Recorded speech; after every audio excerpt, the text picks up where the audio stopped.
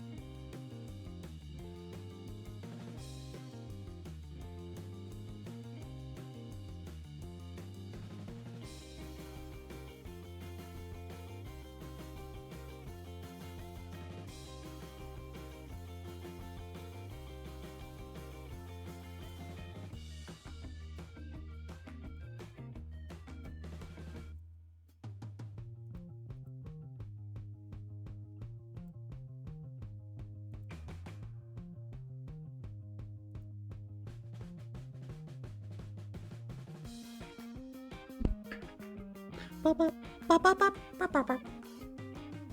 Ba, ba, ba, ba, ba, ba. Ba, ba, ba, ba, ba, ba, ba, ba, ba.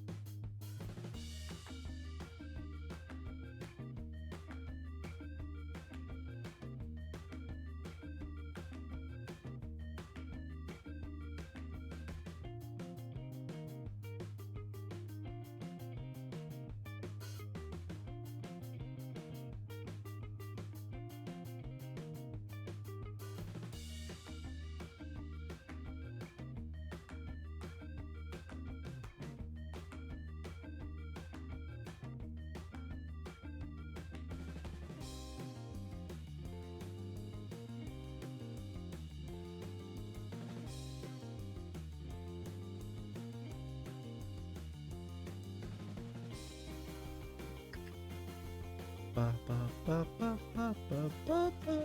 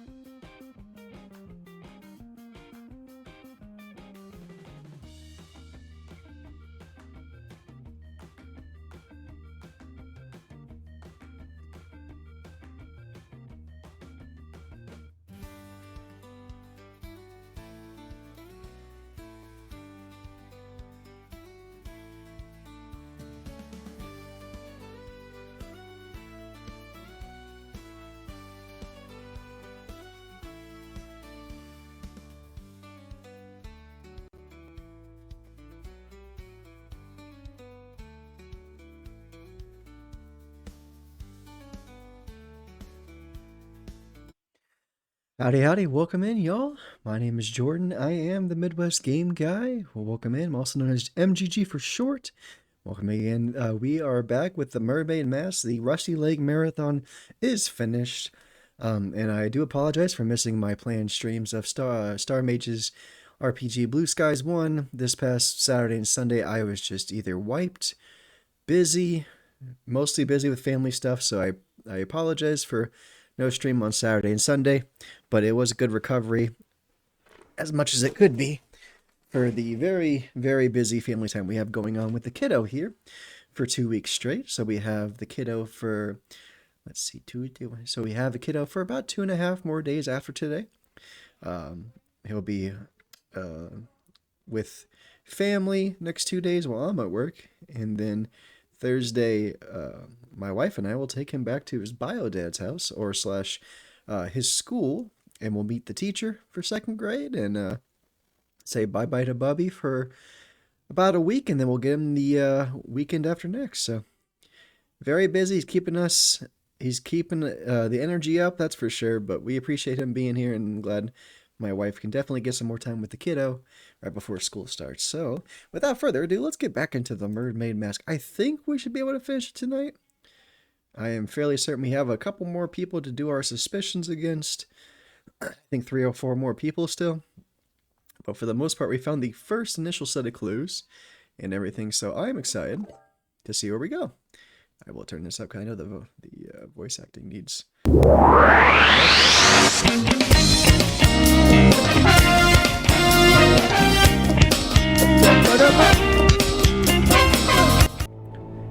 What up, Balin? Hey, you got a haircut? I did not. Actually, I was wearing a wig for the last month. Sorry. No, yeah. Wife wanted to get me and the kiddo haircuts. So before I got home, she had already given my kiddo a nice back-to-school haircut, and then she's like, "I'm not letting you pay $30 for somebody to cut and touch my man's hair." So she kindly put a couple of big trash bags down and cut my hair next to the patio window in the living room, and I got nice and short, easy to work with in this rest of the heat for the summer, hopefully, and then by October, November-ish, I'll be ready for another cut. So thanks for noticing, buddy. Old buzz cut. Not completely buzzed. It's a 3. So sure. I told her I wanted like no bangs. I wanted it short enough to not have to comb, not have to wake up with bedhead. Just be like, shower, good to go. No need to brush it over like I have been the last month or so. So I go probably double the length of time a normal person does between haircuts, but that's just me. But yeah, it's just nice to. It's, I would say, a tall buzz cut with a 3 there, but it feels good. Wife did a great job. Very appreciative of her. Now I just gotta trim my beard, trim my facial hair here, either sometime this week. So right before we go drop the kid off at school, that's for sure. Well, luckily close by here, the salons are like 20. Yeah, it ranges from where we live, about 25 to 30 if you're figuring in tip and everything. If I was a family, it'd be like $60 a person. Yeah, with the kiddo and me together, probably would have gone closer to 60 person. If I was a person, I mean group, yes. All right, let's get back into it, y'all. Let's get back in there. So yeah, we're just trying to save a little money and respect his bio dad's wishes. He wanted him to have a haircut before going back to school next week, so the wife knocked out both tasks in one. Who do we need to talk to still? I can't remember. Alright, don't be suspicious, don't be suspicious. So we talked to these 4. So now we gotta talk to, oh no, sorry, these 1, 2, 3, these 5. And now we gotta talk to these 3 about why they are suspicious. And they're really suspicious. I feel you though, Valen. Well, I'm glad you can get a good cut for a decent price where you live. My wife said if me and the kiddo wanted to get haircuts cheap, there's a barber salon school, or like a barber school nearby that give like $8 haircuts because they just need the repetition and stuff. Like, well, if I'm getting a buzz cut, they can't mess that up too much, so. Hold up, it's this guy. What's up, Wolfgang? If you guys aren't watching Wolfgang, what are you doing? He's a fun dude. He's been playing lots of Final Fantasy 14. He's been doing great. He's got a lot of interests. He's a good fellow. Give the man some love. I made a shitpost image today for the VTuber I've been watching. I just made it in their profiles, man. That's awesome, buddy. Hell yeah. I'm glad your art's getting around there. Hey, Wolf. Thanks for the shout, man. Of course. Hey, buddy. He's a good dude. I've known him for multiple years now at this point, and I have only had positive interactions with him. So, he's a very supportive dude. All right, just don't be suspicious. The Dream Doctor. Ah! Start. Zephyr, can you tell us more about the work you do as a dream doctor? I'm looking for specifics here. Pacifics, I've please. told you all I think you could understand. To be blunt, it's not a line of inquiry that should concern you. That is to say, my You're experiments stupid. have no connection with the murder.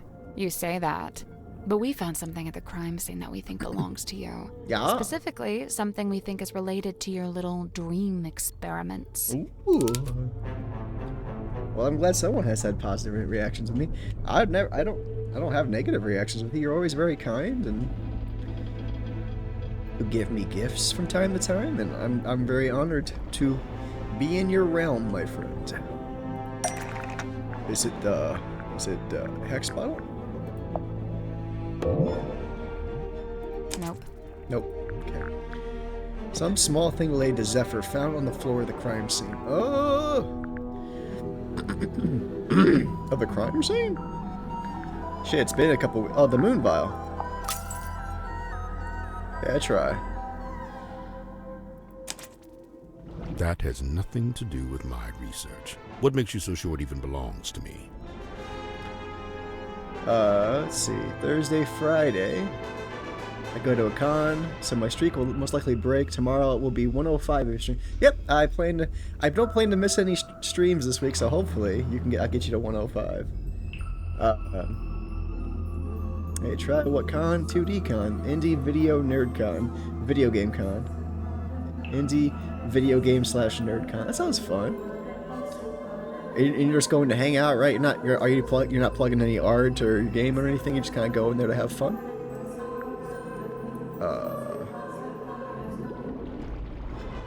Check case file.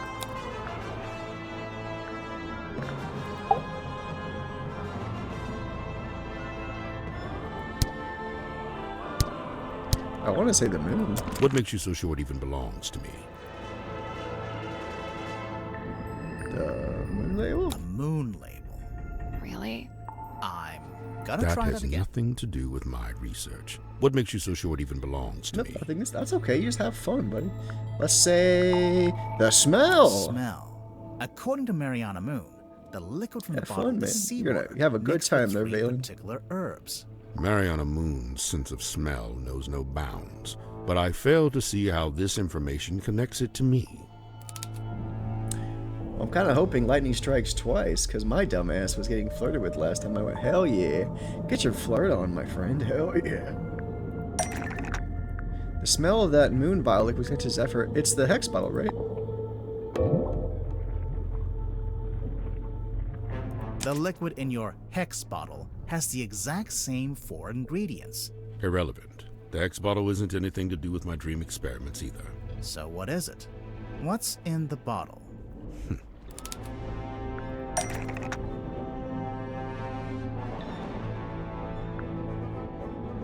The hex bottle?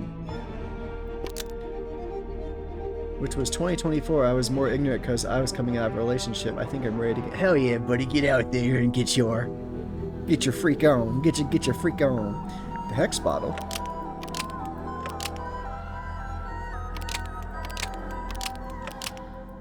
Contains a sea creature.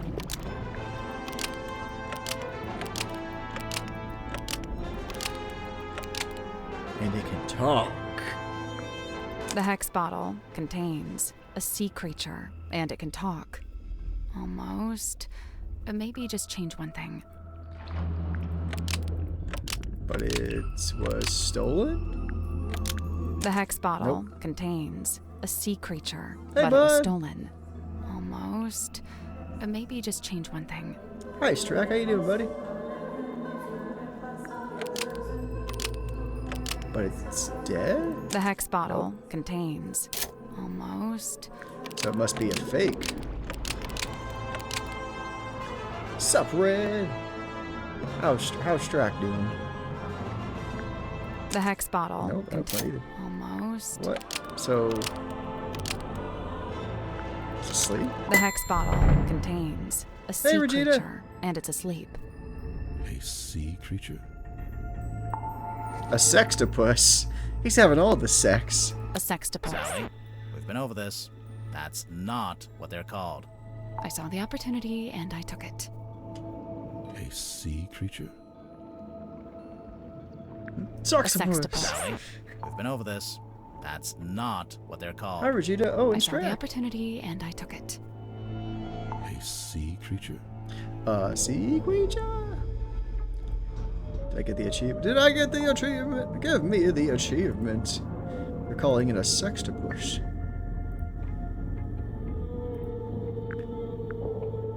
Octopus? Stream keeps cutting out, freezing on me. I think my internet's cutting out. Oh no! An octopus. No, it only has 5. On second thought, maybe not.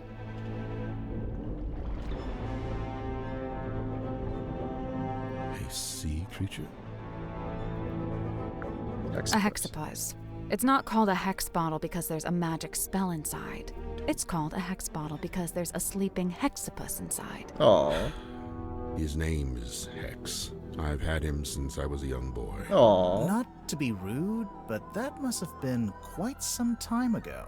A normal octopus would live only a couple years, wouldn't it? Hex is a singular specimen with a number of special properties. I'm gonna make some easy pizza now and maybe drink some chunky milk. Hell yeah, buddy, get it. Do you ever let him out of that little bottle? Of course I do. Hex swims freely in the ocean at night, and during the day he returns to me and sleeps in the bottle. Aww. So he's asleep right now.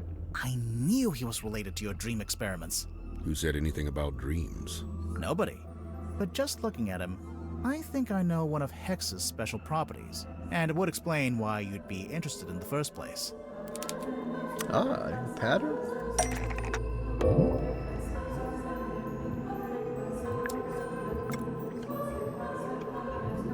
The pattern hex bottle is relevant to Zephyr's dream research because the pattern on the hex's skin is a film projection. It's an image of a dream. It's from a photograph. Whopper, Whopper, Whopper, Whopper, Junior, Double, Triple, Whopper, Flame Grill taste with perfect toppers. I boom this day. Lettuce, mayo, pickle, ketchup, it's okay if I don't want that. Also full of big, yeah, Whopper, any Whopper, my way, Whopper, my way. Hey, Harolds. I was watching good old Ian play some more of your demo for DRO, Dungeon Rummage Origins, earlier. Ah! Oh, it's just loud. I turned up the volume for this game because of the because of the voice acting. So everything's just kind of turned up right now. I thought I was the only one who said it. Yo, that dude. It's just loud right now because I got this thing going. Image of a dream? Shake it! That's not right. Pure subconscious projection, unmarred by the insecurities of the waking mind. That's pretty cool. I can see why you became a dream scientist. So the hex bottle was the original. And then you made the dream helmet more recently. They are two distinct objects. There is no such connection. No. Harles, I thought I was the only one who said it. What's up, Harles? Bro, I had my volume on at like 15% and it was still loud. Haha! I wake your ass up. I heard from Ian that your last boss in your demo is not very well balanced. What do you have to say to that? What do you have to say to that, sir?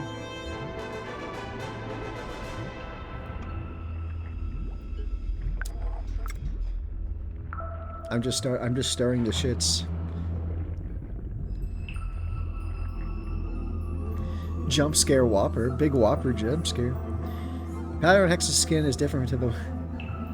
He's the only guy who's having issue with that boss, so I don't got nothing to say. No comment. You heard it here first. Harl says skill issue. Back to you in the studio. Hex's skin different from the one in the dream helmet. Same shape as the one in the dream helmet. The same size as the one. It's different.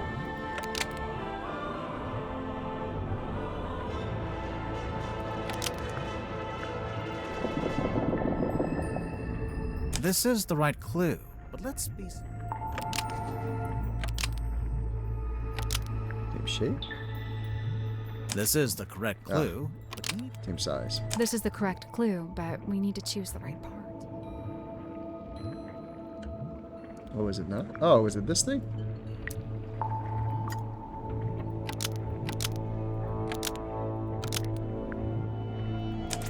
Right. The dream helmet's clearly just a scaled up version of the hex bottle, specifically scaled up to human size. A human, you say? A human? Who was Zephyr using it on? Mortuga! We heard Mortuga was experiencing a particular recurring dream. I think he was your test subject. So, Mortuga wears the dream helmet and lays on your weird chair thing. And then you give him some of the moon potion to help him sleep? And as he dreams, the dream helmet collects the spirit energy and sends it to... The Netherrealm! You steamrolled it. The friend I let playtest my game, the entire fucking game is too easy. You had no issues anywhere, either outside the Kraken bug.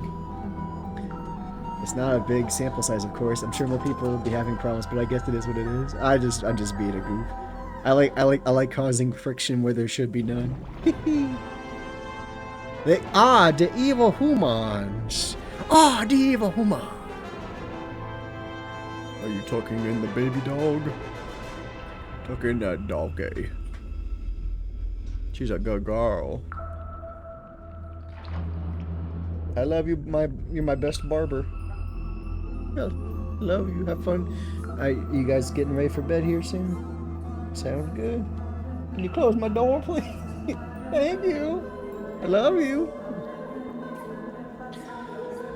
And as he dreams, the dream helmet collects the spirit energy and sends it to your asshole. What does the dream helmet send the dream spirit energy? That's a good question.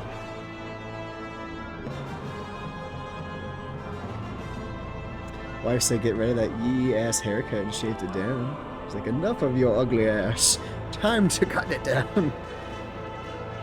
No, we had daddy son haircut time earlier, so Michael got a similar haircut for the start of school year, and I got one because it's too fucking hot.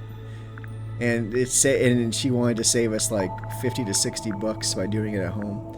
I'm like, hell yeah, fucking give me the clippers. I said, I don't want bangs, and I want it to just be like I can get out of bed without combing it. So she did a great job with my request. But I like what you said too. I like the thing you said too. Is it the cauldron? That's not it. Nah, that's not fucking it. Okay. Ian's like average gamer skill, so it makes sense. He somehow picked. No, I don't think he's picked that out. He's focusing on. He likes to focus on defense, and from my understanding, he likes to focus on defense and like buffing and that kind of things. And with me, I'm a very like attack centric person. So a player, when it comes to RPGs, I go ham on attacking as much as possible.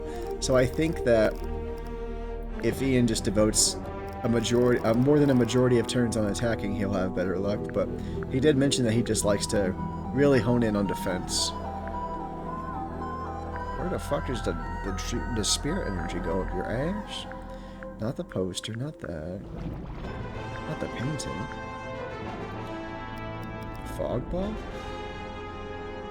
I don't think so.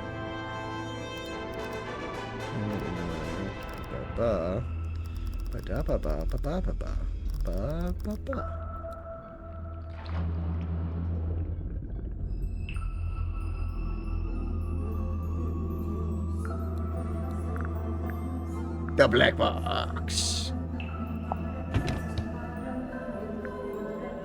Nope. Nope. Let's see. Yeah, I cut mine with the hair cutter too. Not attachment, just basically bald. I got a 3, so I got a clip. I had the clipper on it, but not bald quite yet. Yeah, bad options. I'm more attack over anything.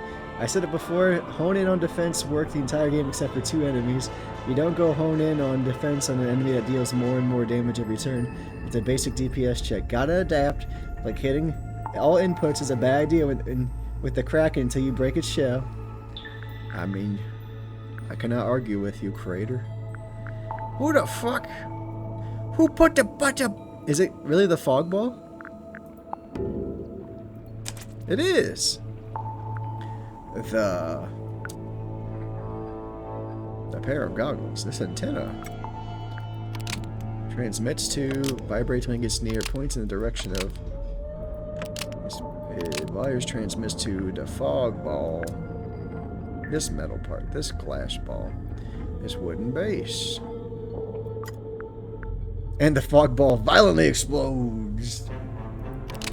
Fog ball transmits the radio signal, receives the radio signal, transmits the dream energy, receives dream energy. Huh? This antenna. Nope. Almost. Maybe just change. Receives the radio signal. This antenna Nope. wirelessly transmits to. That's not right. Receives the dream energy. Huh? This antenna Nope. wirelessly Almost. Maybe just change. God damn it. The wooden base, the metal part. Ah!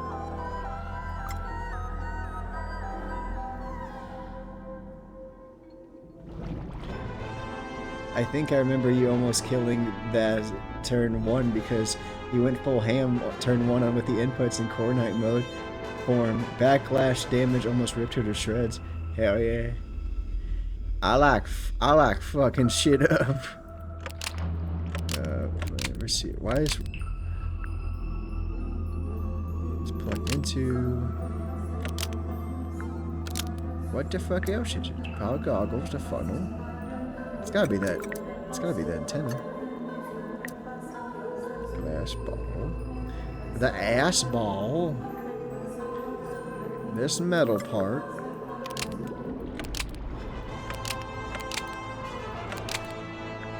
Transmits? This antenna. No. Wireless. That's not right either. God damn it!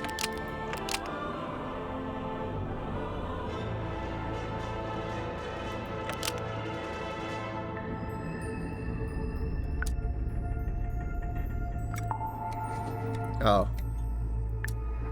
This battery. Forgot I can move shit around. This antenna transmits to this antenna. This antenna Yes. wirelessly transmits to this antenna, and the fog ball receives. That's because the I'm dream fucking energy. awesome. Do not think I cannot hear your mocking tone. It may surprise you to learn that I have indeed had some success in this area. I did once successfully filter something into the fog ball, and I witnessed a face inside the glass. Yeah? However, briefly. A face? No doubt the visage of someone from beyond the veil.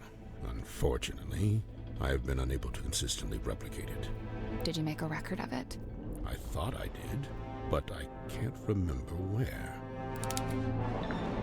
Is it this face? Is it this face? That's not it. Where did Zephyr make a little drawing of the mysterious face he saw? Ooh.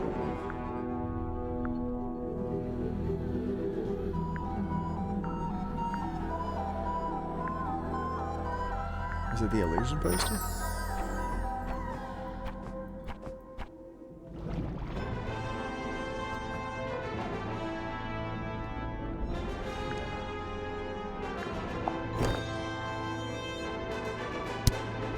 Hey, buddy, didn't get going early day tomorrow. No worries, buddy. I appreciate you stopping by. And as always, please take care of yourself, my friend. I appreciate you, buddy.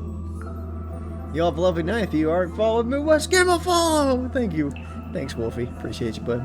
Ow, and an ow to you, too. See you, Wolf.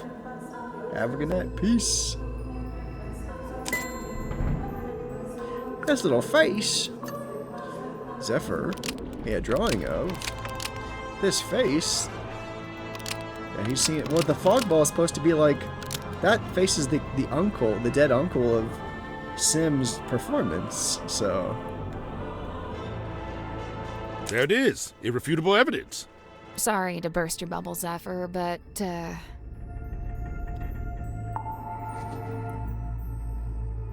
fog ball was designed to show that exact face. yeah. What do you mean? It's part of Sims. It's part of Sims the show. Ta-da! The fog ball appears in the illusionist photo, and for displaying it, the same face as Zephyr saw. What's the connection? What causes the face to appear? To my balls, to my butthole, yeah. Oh my God, what did I do? I can't take a stop, 'cause now my balls are blocking up my butthole. You're the monkey with me. Jesus! I know if I turn any redeem's gonna be fucking insanely. Well, I can probably turn the blurb down here. I'm gonna do this. Tell me if it's better now or worse. I glued my balls. Is this any better? Tell me if it's better or worse.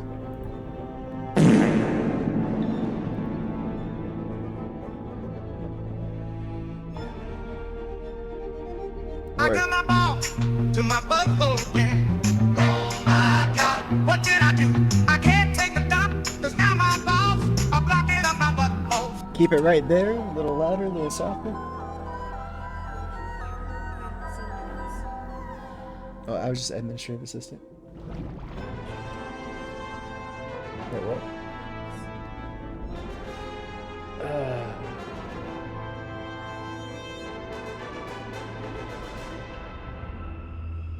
I didn't put that in any of my resumes.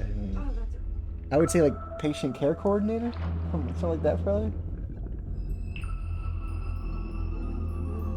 Still know what the dog doing. Still no song I requested. Damn, you're never gonna be a streamer that way. I know. I still have my list. What was the other thing? What the dog doing? What's the other one you said, Harles? There's another one. What the dog doing? And there's something. Oh, the Hercules. Bless my soul, hurt my tongue around. Homie, you better put the fucking soul.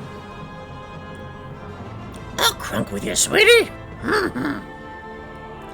Homie, full custody. Because the fog ball has played a face of fucking voice. Yes, the Hercules track. Gonna listen to that right now, in fact. Such a bop. Damn right. Voice? A certain voice. Sim's voice, in fact. A fog ball is designed to show the face when it hears Sim's voice. That's how the original trick worked anyway. See how in the photograph she's talking to it through the telephone? I demand that we test this theory. Send for symmetry at once. Wait, we Get don't Sim have... in here. Get Sim's ass in here now. Oh, we have, this,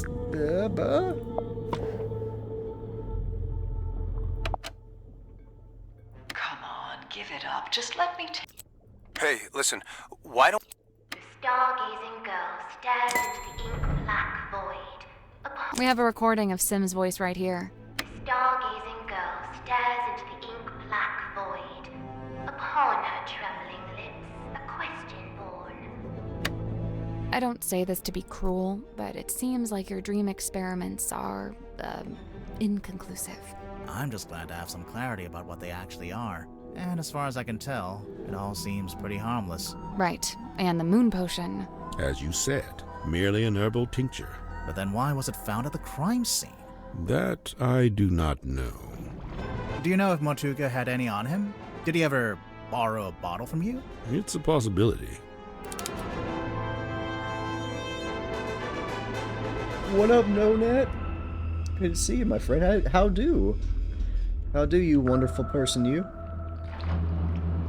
Wishing you glad tidings on this day. How do, my friend? Hello, hello, hello.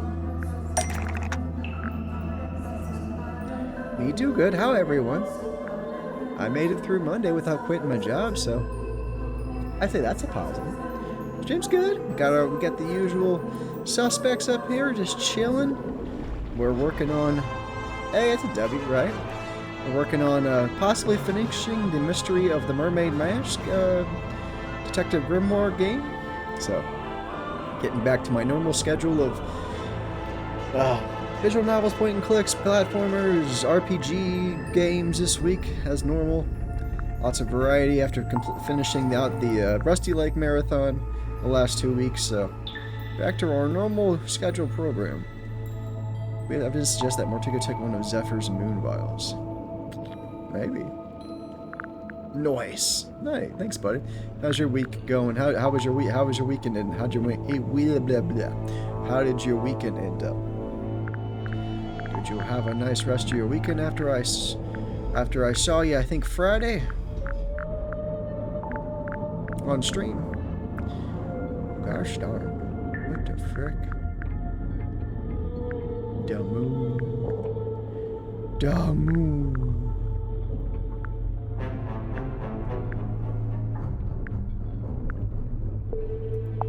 Captain's log?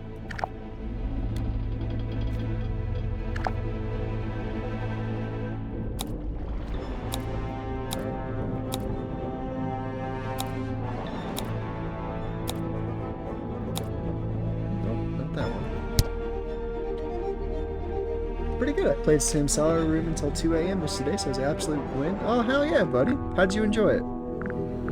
I finished that one, I think, last Tuesday, I want to say, along with finishing, I think, The Past Within. So, how did you end up enjoying Simsala Room?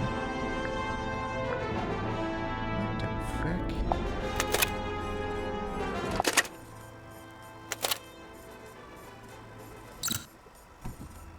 I'm back. After you got the map sussed out and everything? There's no wind. It's an ill omen.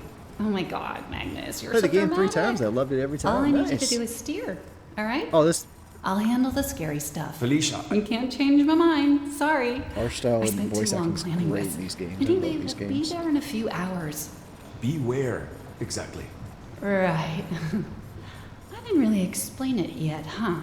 I've asked several times. You always wriggle out of it. Well, I've got What was that back there? You see that? Explain it yet, huh? I've asked that? several times.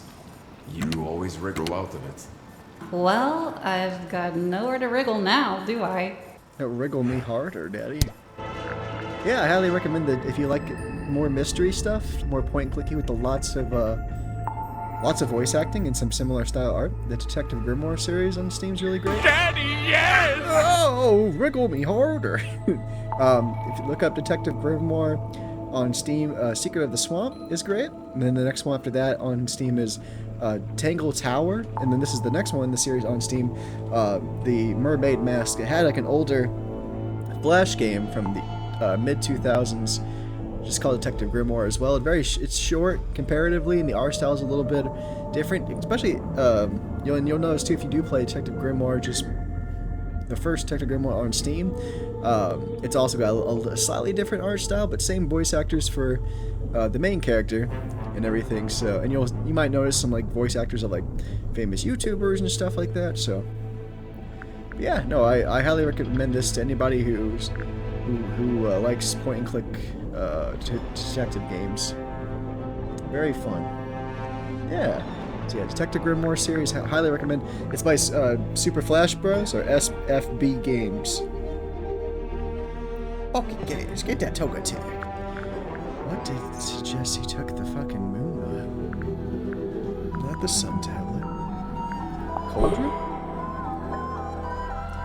Got the glass? Can't be That's right. not it. No, that can't be right. Sending out an SOS.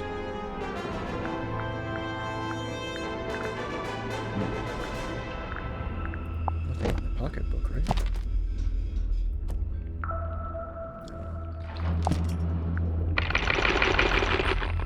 Shake, shake, shake, shake, shake, shake. This is what happens when you take a almost 2 week, or basically a 2 week break from a detective game. You forget a lot of the stuff you knew. If we find anything in Mortigo's cabin, of course, just that Mortigo took one. Is it the black box? That's not right. Okay. We found the model town in this thing. The bell. And the painting. The ship bottle? It's the ship bottle because it has the same liquid.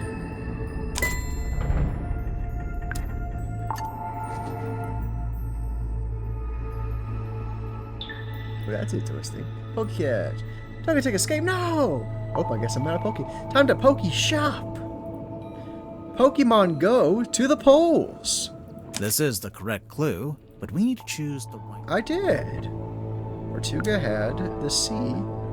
The ship, the sea. It is the sea. What are you talking about? Oh, my bad. My fucking bad. If Mortuga had the dropper, I'm assuming he had the rest of the moon vial somewhere nearby. Curious. Where exactly did you find this? In his China. It was on his desk, in the captain's cabin. And yet, the moon vial was discovered at the scene of the crime. One floor below. One floor below. So, Hex actually shows his thoughts on his skin? Yeah, it's incredible. Hey, what if we got him to think about something else? Sally, I've been over this. Use the incorrect term for a six-legged cephalopod. A sextant. A sextopus. Okay, let's talk to Sim now. We gotta talk to Sim. We gotta talk to Tadpole. She's sweating bullets over there. What up, girl? Ill-fated illusion. Symmetry Silk Moth. Start. Symmetry, you were in the Illusion Theater with Mortuga the evening before he died. I concede. I concede. I am laid bare. Anyway, there was some talk of Mortuga being killed by a curse. You wouldn't know anything about that, would you? Grimoire. What? She's the resident curse expert. It is entirely possible that the captain was set upon by a curse. See? I knew she'd know about this. Let's just stick to the facts, shall we? Sim, if you were in the Illusion Theater with Mortuga, what were you actually doing in there?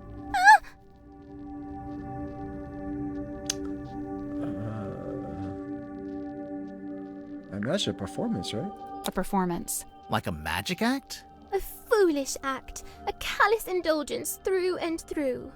I don't understand. Did it go wrong? I performed it perfectly. Then what's the problem? She's gone quiet. It's okay, we don't need to force it out of her. Something that shows... Oh, the poster. It's a poster for a magic act. Or a rough layout for a poster, anyway. Oh, we found something else, too. The doll? The doll?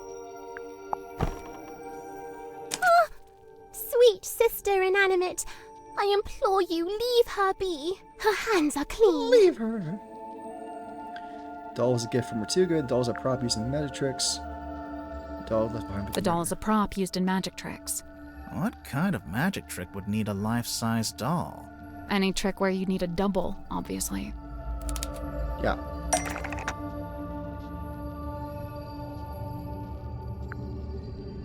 Film projector? Nope. Well, it was inside her. Something with her getting beheaded, right?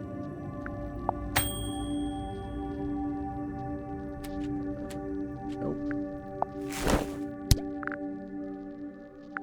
You double. You done doubled.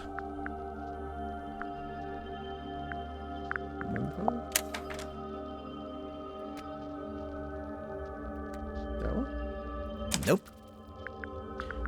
Was there an image of the doll reflected in a mirror? A mirror.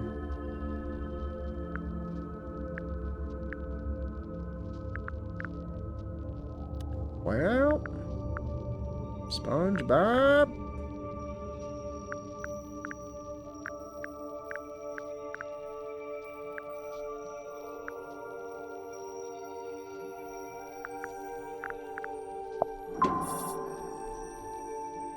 It's not that photo, is it? That's not it. Yeah. Was there an image of the doll reflected in a mirror? Not the film projector. You think this out.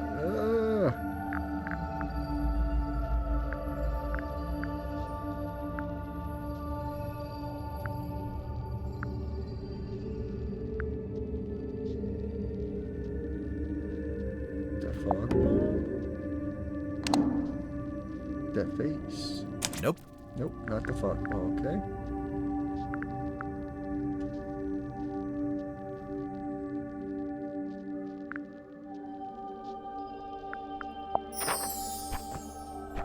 Oh.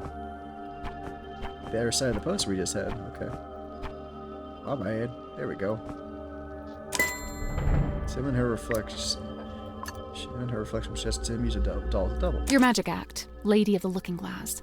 I don't claim to know exactly how it works, but as far as I can tell, you put the doll behind some kind of special mirror, and it acts as an identical double.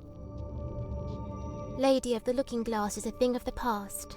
I am no longer able to perform it. Oh. Because you don't have the special mirror. You misunderstand. I shall never again perform this trick.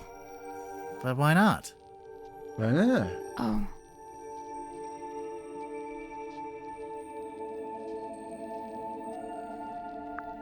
Because Sim and her doll are no longer identical. Sweet sister stays ever a fresh-faced child. No such fate is writ for me. Oh no. So you can't use the doll at all anymore? Sally says.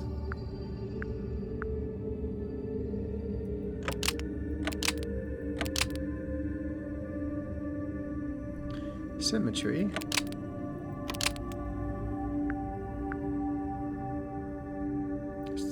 Could she still use the doll for...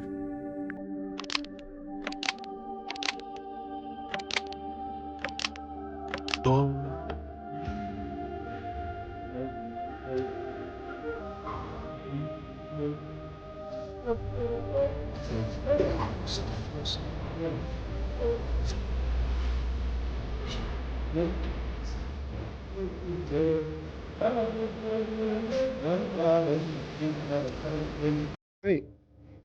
Hurry! Symmetry could still work as a double for. The doll could still work as a double for Symmetry if the audience never met her, if it's placed upside down. He was facing away from the... Oh, that's true. The doll could still work as a double for Symmetry if it was facing away from the audience. Facing away? Oh, like the sketch on the poster. Right. I wonder why she needed a double, though. This isn't a mirror trick like before. It would help if we knew more about the trick itself. True. We don't even know what it's called. There we go. Yeah. It's a Nova pipe. Pretty sure. The stargazing girl stares into the ink-black void. Upon her trembling lips, a question born. A forbidden query I of think what we'll may circle be. back around to this. Oh, stargazing girl then. Down here. Pada!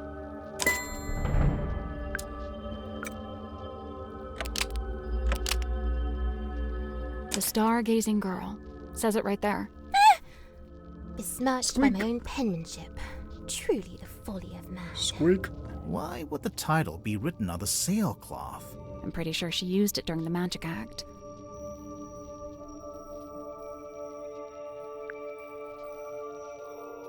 Huh? She hung it up to use as a curtain. Kidding, obviously. Now for the actual Why answer. would the title be Is written it on the sailcloth? over the cauldron? I'm pretty sure she used it during the magic act. She draped it over the cauldron. It's not like that in the original sketch. See, in the drawing, the cauldron's uncovered. Sailcloth has sentimental value to her. She didn't like the look of the cauldron. Ortega asked her to keep the cauldron covered Tortuga up. asked her to keep the cauldron covered up. Yeah. Before the captain assented to me using that room, he'd been using it for storage. When I was first let inside, the sailcloth was indeed draped over the cauldron. I hadn't realized he did not wish me to remove it. When he saw my design for the poster, he had but one request. Symmetry, all I ask is that you keep the sailcloth on the cauldron. And given that you had to keep it, you made use of it as a kind of banner. So what's the stargazing girl about? What happens in it? I do not wish to speak on it. No? Well, we actually know quite a bit about it already. Ah.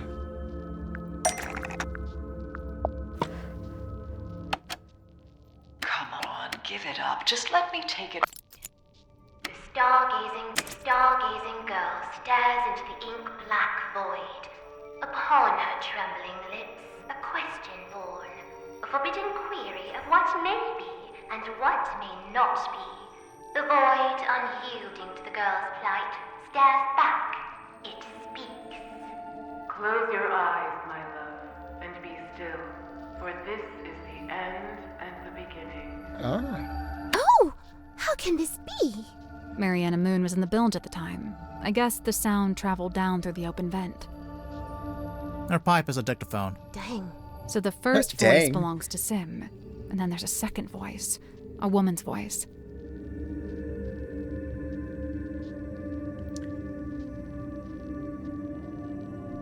Someone else entirely. It's one of the other suspects. It's one of the other suspects. Really? So the gonna first try that voice again. belongs to Sim. Yes, baby. And Symmetry putting on a voice. It's a completely different person. Yeah, let's So do the that first again. voice belongs Surprising. to Sim, and then there's a second voice, a woman's voice. Is it her mom's voice or something? It's someone else entirely. Where did the second voice come from? The radio. Yes, baby. What's up? Film projector.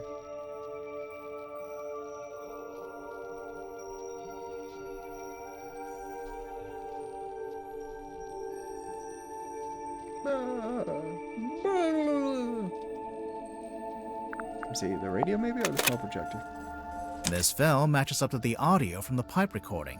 And see how in the poster there's a little Grim Reaper guy? Yeah. That's the person from the film. I am undone. Hang on. Why does Sim have a film of a Grim Reaper character? Where'd it come from? Filmed as part of our old magic show. Mertuga filmed it here on the submarine. It's a scene from Dirk's movie. Is it really?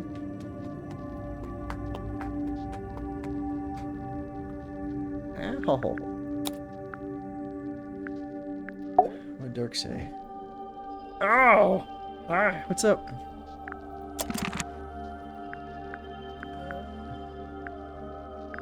Sim filmed it as part of her old magic show. Wait, really? You know what? Let's try that Hang again. on. Why does Sim have a... Why are you yelling at me? Tortuga filmed it here on the submarine. Wait, really? It was from Dirk's movie, okay.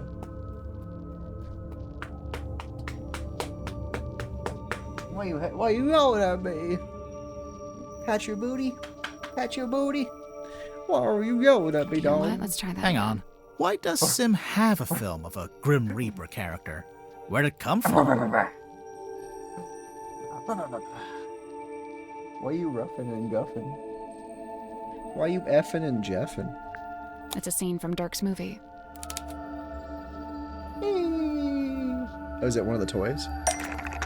Is it one of the toys? Oh, yes, of course, I am an idiot. Hold on. Doggy is mad. Give me a second. Ad break in a minute, you know.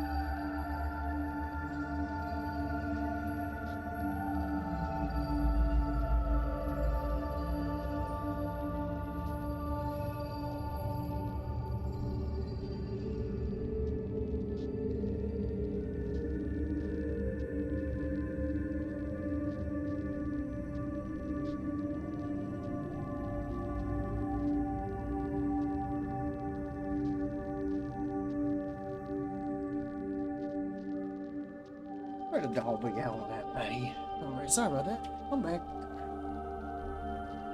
Doggy's hanging out with the kiddo and the wife again. She's just like, I don't want to be in here right now. Alright, but... Oh yeah, good catch. Okay, so Sim put the projector into the doll, and it projected onto the circular window at the back of the room. If the doll was sitting on the cauldron, where was the real Sim?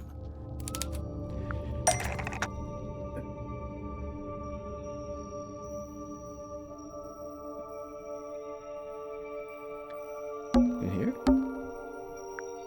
The cabinet to the side? I don't get why she couldn't just sit in the cauldron herself. Listen to the end of the recording again.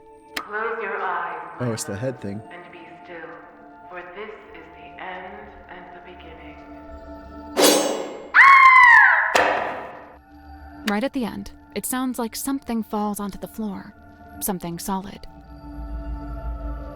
The doll's head. The doll's head. The whole thing culminates with the cloaked figure swinging the scythe. Sim screams, pulls a string, and the doll is decapitated. Oh, geez, that's kind of dark. I lay awake that night, eyes wide with regret, able to bear it no longer. The decision was made. I would tear it all down, the whole misbegotten affair. So that's why you went back to the Illusion Theater. And that's when you found Mortuga. The image of his lifeless form. It filled me with the great thunderous guilt. But why? You think you might have actually caused Mortuga's death somehow? I know not the manner of Magnus Mortuga's death, but I do know this. The night of the stargazing girl. It was his last. So, even if his death was unrelated, you feel bad that your trick was one of the last things he ever saw. When we began, you implied that I laid a curse upon him. And I say this. Maybe I did. Ah. Jesus, that was a random loud scream. Ah! Fat fart. Thank you for your big fat fart. Stinky. Alright, Tadpole, you're up next. Stinky dinky doo. What up, girl? Keeping secrets with Madam Tadpole. Tadpole, what would you say your relationship with Mortuga was like? We got on great. Where's this going? Did you ever disagree with him? Did you fuck? Argue with him? Nope. Let's get to the point, You did. You're a liar. You're a liar, baby. Come on, give it up. Just let me take it. I'm sorry, Tanya. I cannot. Come on, give it up. Just let me take it. I'm sorry, Tanya. I cannot. But why'd you even need to? I've told you before. No, you haven't. All you've ever told me is that you... I'd like to request that you return to your room. I have something I must attend to. Someone sneaking around recording me with a dictaphone? Seems like it. It may have been recorded without permission, but it's still a record of a conversation you had with Mortuga. It sounds like you're trying to get something from him. Some kind of object he was keeping from you? An object? Nope. So then what were you talking about? I don't want to tell you. You'll take it the wrong way. It's just, you were seen rummaging through Mortuga's bookcase. The one in this cabin. Someone sneaking around watching me rummage through bookcases? I thought maybe you were looking for this. This is something Tadpole could have been trying to get from Mortuga's bookcase. Black box. That's not right. Yeah, nothing with the black box. Gosh. Indeed.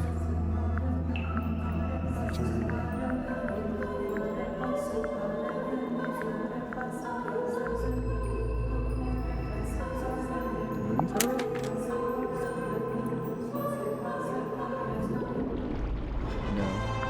She knows about that.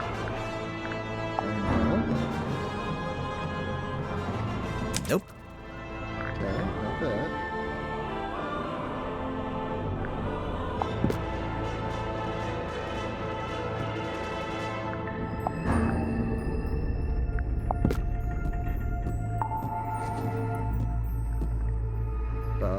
That's not it. Bookcase. Oh. It might have belonged to Portuga. Probably this one, right? Ah, nope. That all you got? I mean, it would neatly explain what that argument was about. Not an argument. And obviously I noticed that there's a dried blood stain on the front of the book. Nosebleed. Very common among divers. Oh, really? I assumed it was Mortuga's book because of the MM initials. Nope, it's nothing to do with him. It's just some old book. It's not important. Now that's not quite true, is it? It's not even a book. It's not even a book. It opens up into a little box. Mental note. Don't tell your birth date to Dirk Dansom. Well, even if you didn't take the book from Mortuga, there's something in there I wanted to ask you about. What part should we open? Ask her about. Tanya. Do you know who this is? Sure, Tanya. Says it right there on the back. Tanya was you.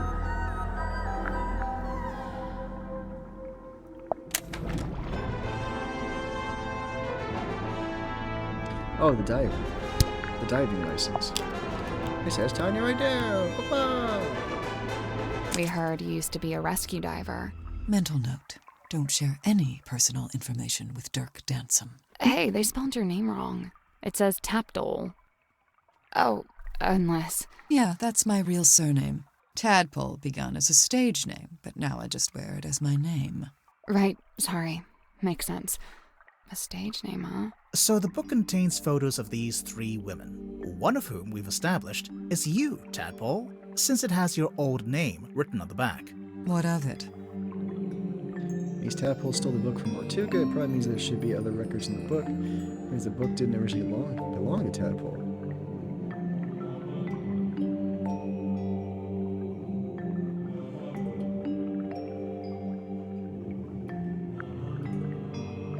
Probably means the book didn't originally belong to you. Right. Why would you have a record of yourself? I told you, it's nothing to do with Mortuga.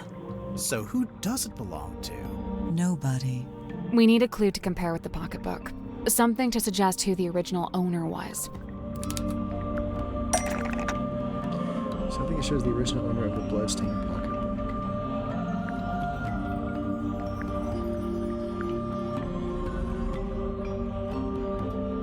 Oh, is it WW? It's the phone, isn't it? That's not it. Oh. Owner of the pocketbook, you say, huh?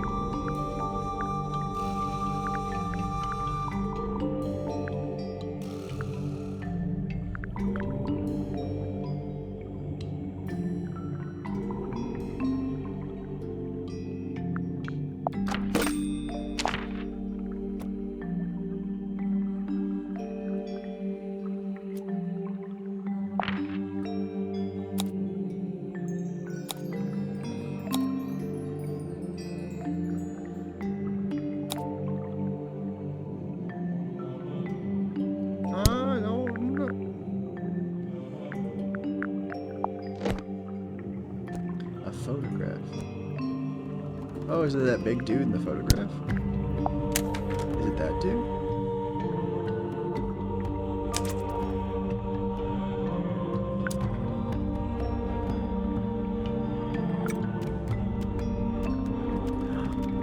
Waylon Wolf.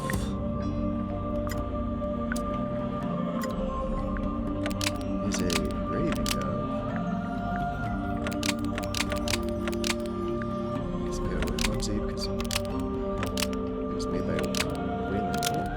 The scratch on the cover is an engraving of the WW initials because it was made by Waylon Wolf. So the man in this photo, Waylon Wolf, we think was the head of some kind of traveling show. A group that you, Tadpole, used to be a member of. Hey, look at that. I'm actually impressed. Presumably, the pocketbook is where he kept records of the various people he had dealings with. Tanya Tadpole, Mariana Moon, Baroness Fortuna. The first two we know about. But what about Fortuna? What does she have to do with Wolf? She's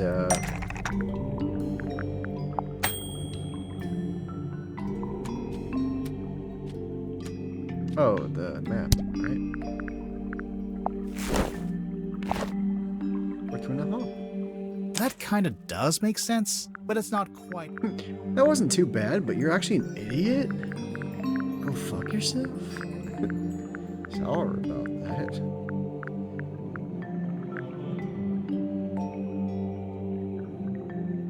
Not the newspaper page, is it?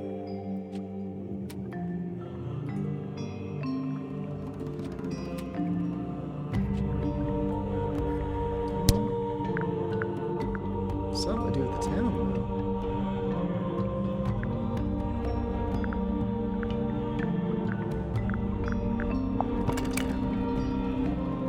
Fortuna's right there. Nah, that's not it. Oh, well, fart. Fart on you. Open up. Dead lady. Dead lady. Oh, is that G? It's Fortuna on it. Nope, just stone tops. Or two good drunk. And Felicia. Nope, bag. Brand. Branding.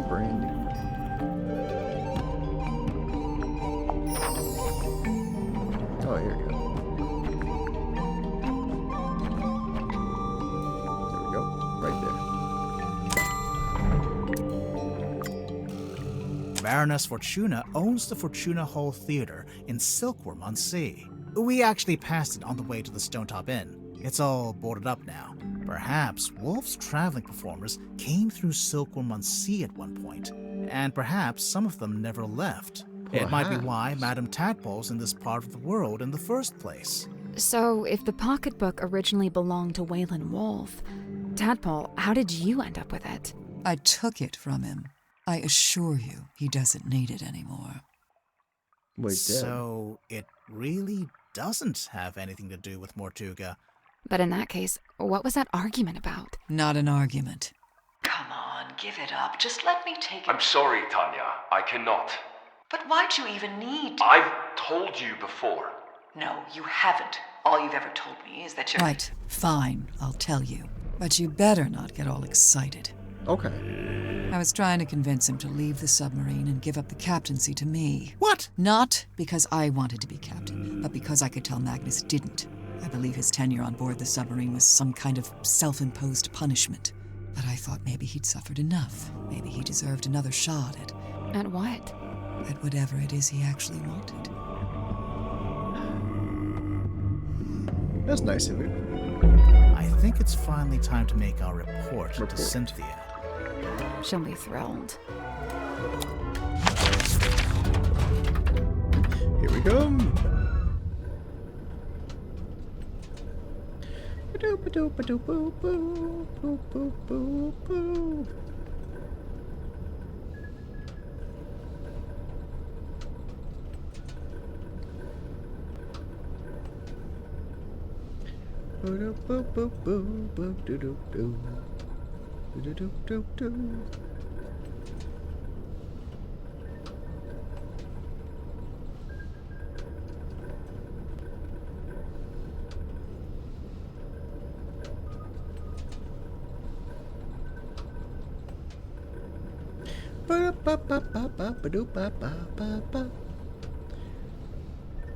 Floopy doopy doopy, boo boop a doop boo.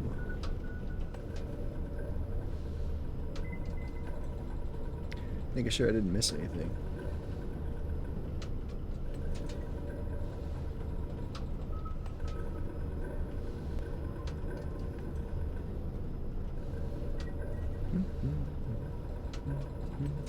Okay. What up, girl? Hey, do you have a minute? We're, ready to make our report. What's wrong? I appreciate your hard work. Truly. However, I think it's time you left. What? We didn't even tell you what we found. People are starting to accuse each other. I don't like it. So you're giving up? You're not gonna see this through? Sorry, but I just think... maybe... What? That's just the way it's meant to be? I need to go. Everyone's gathering in the mess hall. I'll resurface the submarine, and you can leave via the foredeck.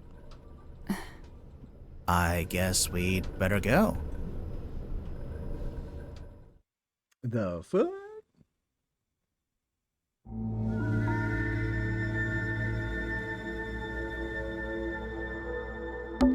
Hey, buddy. Been a while. What? It's boy, by the way. It's buoy. No, it's buoy. Agree to disagree? Disagree to disagree. This makes a little more sense now. But who painted the big Mortuga name on there? You don't think Mortuga would have done it himself? I don't think so. Then I guess it was the guy who rebuilt the submarine. Drummond, I think his name was? The shipyard guy. Missed the rowing boat. Oh, wait, you don't think... Did Cynthia really think we'd use that boat? Or did she just forget to take the submarine back to town? I don't know. She seemed really off. Did something happen? I think she's just getting scared. Scared of what? Exposing a murderer? Of the truth. Of facing the truth and all the consequences of it. Whatever they end up being. We're not really going to leave, are we? No, we're not done. Not yet. But what do we do? Remember what Cynthia said? Everyone's gathering in the mess hall. Seems like something of an opportunity. Aha. Not just that, but we're back on the surface too. We sure are. So, what are we waiting for?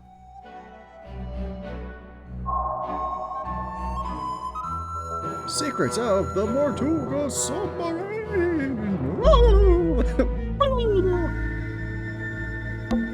I've been in some pretty shabby rowing boats in my time, but even I have my limits.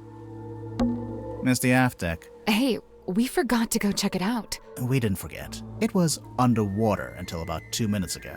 Oh, yeah. Oh, yeah. It's sunset. It'll be dark soon. Yeah, it's hard to keep track of time when you're down there. We were down there all day and I barely felt it. Hey, buddy. What? It's agree to disagree. Disagree to disagree. It's the foredeck. Looks about the same. We've got work to do. Oh, man.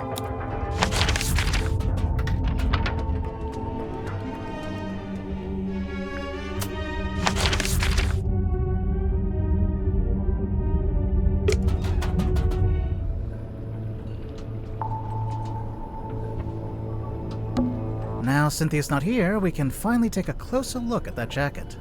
We could, but it's still locked behind glass. Now, there must be some way to get at it. Well, there's an electronic panel over here. Some kind of switch, maybe?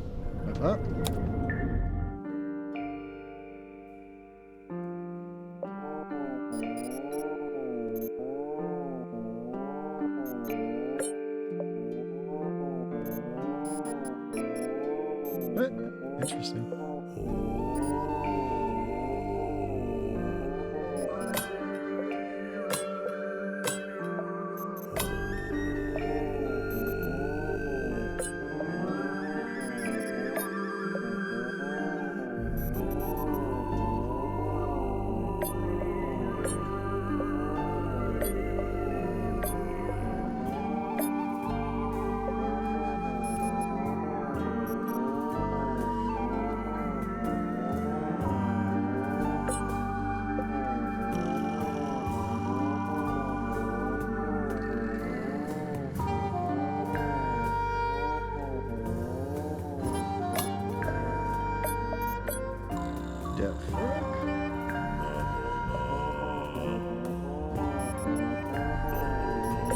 Just do this. Okay, I got it.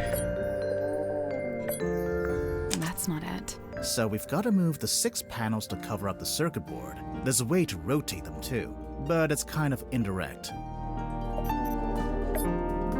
I can move the panel board, you're saying?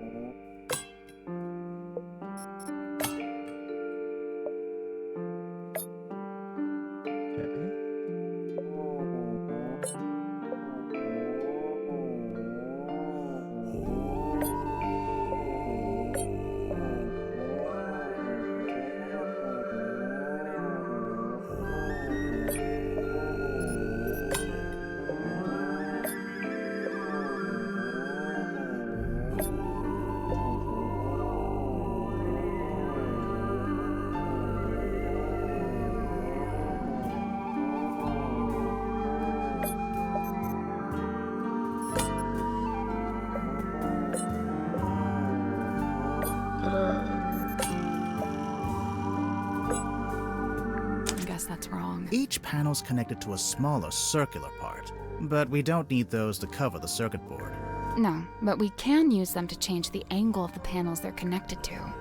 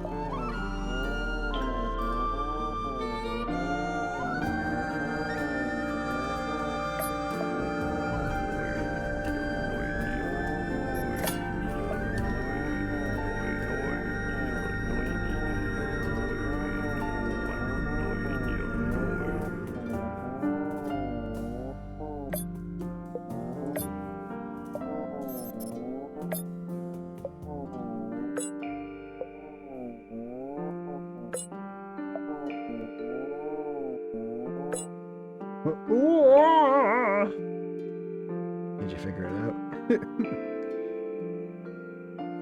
Did you figure it out?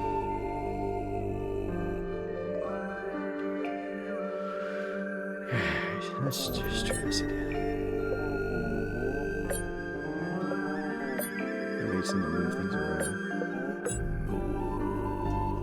I think you had it right, but wanted to make the click sound. I had it right, but like this thing, they said this thing couldn't be. These circles can't be on it. So I'm guessing. I'm gonna try this thing on this one right for now.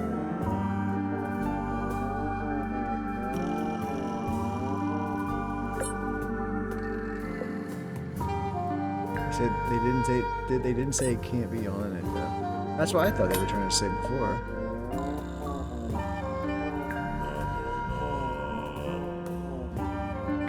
Or maybe you're right. Fuck. Well, you're probably right. I probably just didn't have it clicked.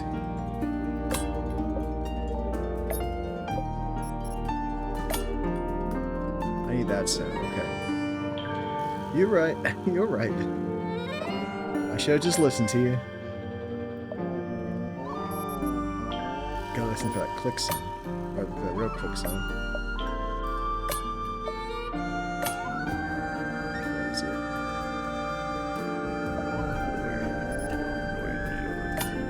Like that. No, I think, yeah, I think you were right. I think I just got frustrated. Which, okay.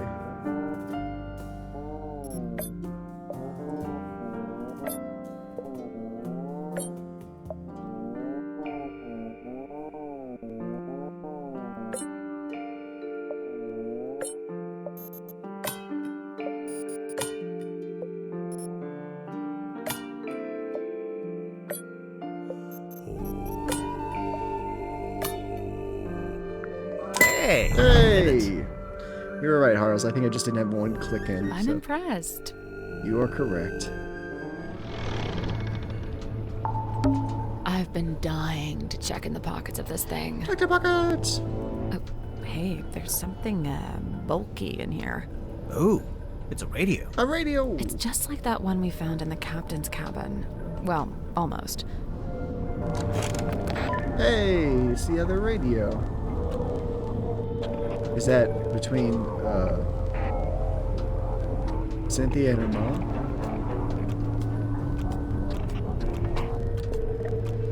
Small handheld radio hidden in the captain's cabin. She broke a two-way radio so it could only talk to another one in the same set. A second radio was found in the pocket of the captain's jacket in the control room.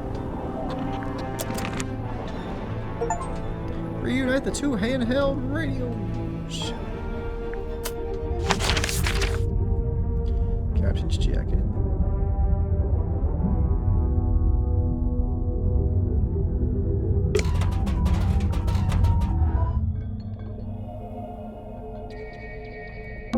Old books.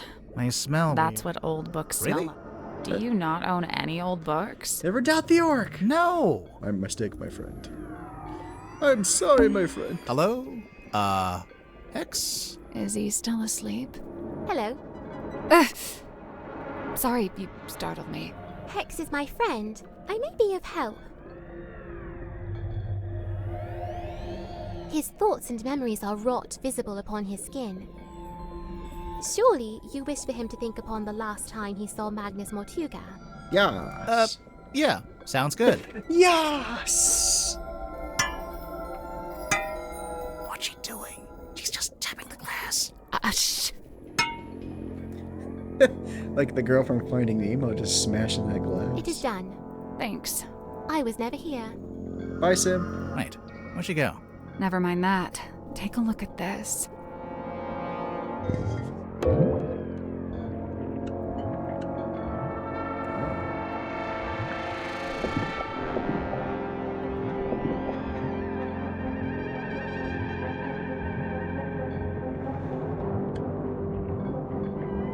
He was in front of the cauldron, and the bell smashed him? I was never here. Scoots off screen. I was never here. Bye. If you say so. So it shows Matuga with the bell, it looks like, in the cauldron. Interesting. Let's take another look at this bookshelf. Look closer. Why don't you reach in? Maybe there's a switch or something on the other side? Maybe it's the mermaid's tongue. Why don't you? Do it! Because I absolutely do not want to. Ugh. Here goes. Got it. Hey, a secret chamber. The bookcase moved. It was a secret door. Hell yeah. Sally, you must be thrilled. My secret door quota is well on the way to being met. Go inside. Just leave it. Don't even worry about it. Whoa, look at all this shit. It's Boggy. Hang on. Is that? Yeah, it's Boggy. The swamp monster from Boggy's Bog. Don't panic, it's just a wax model. We can't seem to get away from this guy. Boggy. Hey, it's a crystal ball. On a normal day, that'd be worth a look. But I think we've already hit our crystal ball capacity. I agree. Is it a mask? I'm not sure. But if you laid it down flat, you could use it as a sundial. It's an armillary sphere. Usually the rings are set around the Earth or the Sun. Our next ad break in about a minute. Oh. But this one has a little clawed foot in the center. I don't have the mental capacity to consider the implications of that. What's that? A letter? 2 letters. 2 letters. 2 handwritten letters found in the Cabinet of Curiosity. The letters are written on notepaper branded with Stone Top Inn logo. Let's read. Dear Zacharias, how is your research going? Have you made any new discoveries about dreams? Silkworm has been quiet recently. I may be going on a trip soon, an ocean voyage. Felicia is trying to get hold of a particular map. She says it will lead to something really strange and interesting. She says it's something that could change our lives. I'm apprehensive about it. I think I like my life the way it is. Magnus. Dear Zacharias, the voyage turned out to be ill-fated. Since returning, I have been quite ill. I am recovering, but I am now afflicted with a peculiar reoccurring dream. I have drawn a picture. Felicia sold the ship and left town. I believe she took the opportunity to do these things while I was bedbound, so I could not argue with her. I cannot fault her for her strategy, for I would have demanded answers from her had I been able.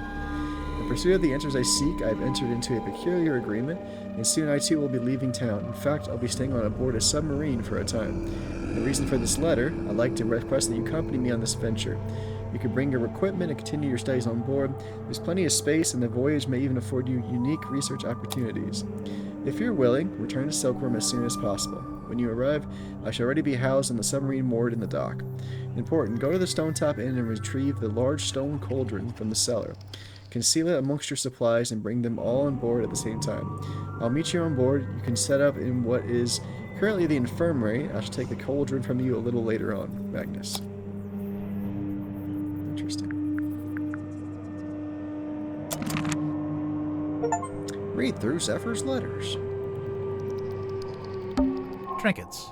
Keepsakes. Curios. Ephemera. Yeah, good one. Curios. Bottles. Of what? Oh, you know. This and that. Stuff. Trinkets. Keepsakes. Curios. Ephemera. Yeah, good one. Dr. Zephyr's Cabinet of Curiosity. It's not a cabinet. It's a holding room. Yeah, that's true. Well, almost. It's more like a walk-in pantry. A walk-in pantry is a room.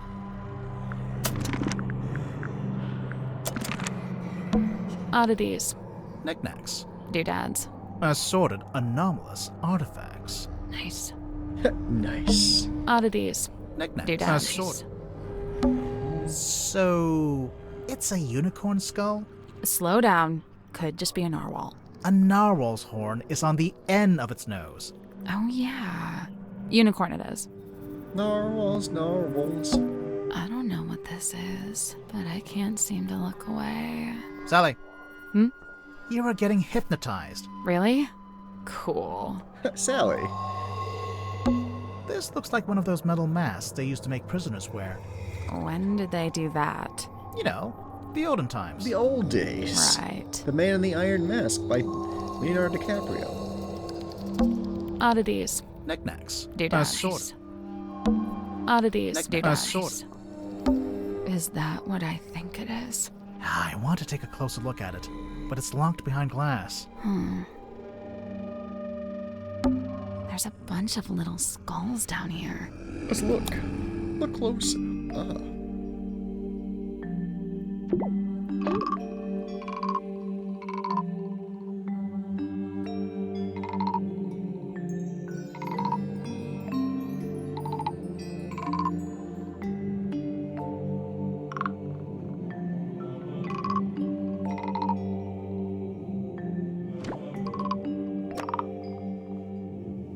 Only 3 red skulls, so the red has to be up top.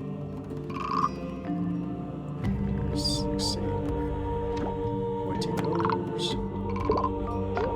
Eyeball red. Eyeball plus red, and then has a chin.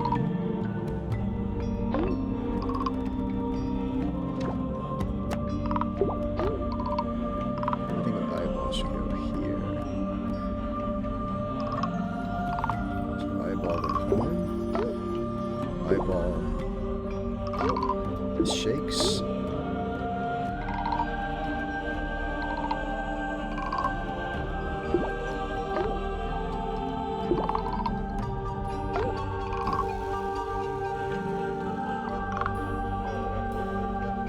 Pointy nose.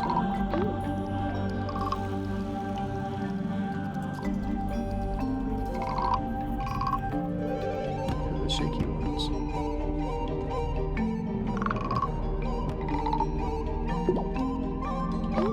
Horns. These are all jaws.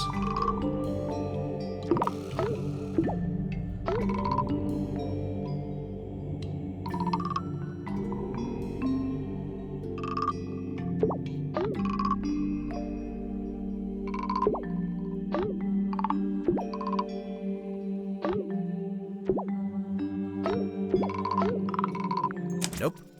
So there's 7 categories of skull. And each skull fits into exactly 2 categories, since it's always going to be in one column in one row. So the red ones, eye, jaw, nose. Oh, pointy nose. That's it. There we go. Yeah, pointy nose. Nice. Now what? Oh, nice animation. The mermaid's tongue. Strange leather mask found at the mermaid's tongue is found in the cabinet of curiosity. Curious, eh? Hex bottle.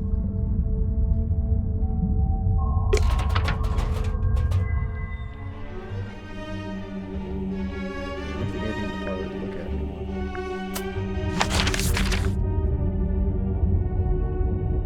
Ooh. Looked in there. Looked in there. Looked in there.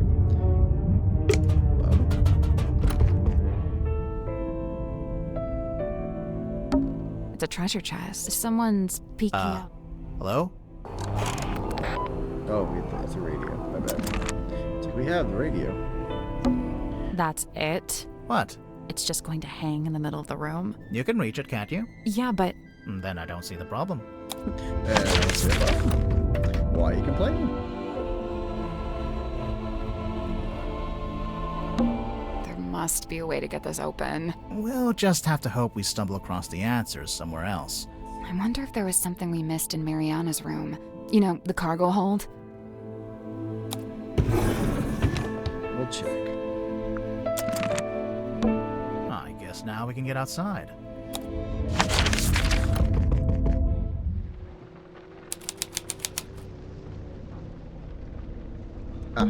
Holy... Grimoire, there's a giant wooden woman tied to the back of the submarine. I was wondering if they kept this. I half expected to find it inside the submarine somewhere, but it's too big to fit in the storeroom, I guess. No. It's the figurehead. Old wooden figurehead from the sailing ship is tied to the back of the aft deck. The aft deck.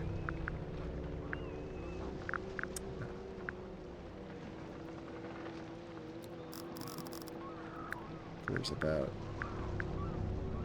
These are the extra clues. You know, maybe we should go back to the mess hall. I thought we were avoiding it. Everyone's in there right now. Yeah, well, that's exactly why it might be useful. No, not yet. I got too much stuff to find still. Are those... It can't be. Wouldn't they get washed away? It almost looks like they're burned into the wood. They're permanent. It's the after. I need a hero. I'm holding on for a hero till the morning light. Hey buddy, how you doing, Abby? Good to see you. Hope you had a nice weekend.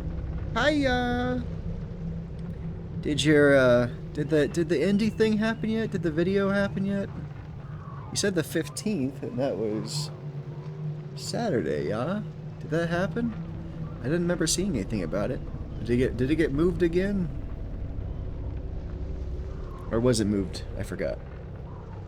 I know it was moved initially. Was it moved even more? Not yet. The RPG Maker spotlight was moved again due to tech issues. Gosh, it doesn't look dang it. anything like the foredeck. Of course not. It's the mast. It's been snapped in half. I'm sorry, it's leaning buddy. to one side. Hopefully they can figure their stuff out soon. A bad storm, maybe? Is this all that's left of the sail? That's kind of sad. I need a hero. Old rigging. It's kind of slimy. It's so slimy. We arrived at the submarine just before sunrise. And now it's sunset. We arrived... And now it's sunset. Or. Or what? Or. It's the other or. Or what? From the rowing boat on the foredeck? Yeah. What's it doing over here? Tadpole told us she threw it over here. And it got stuck in the wall. And hasn't moved since. I mean, she's pretty strong. Seems like it. What's this? I don't know what it's called, but I think that's where you attach the wheel.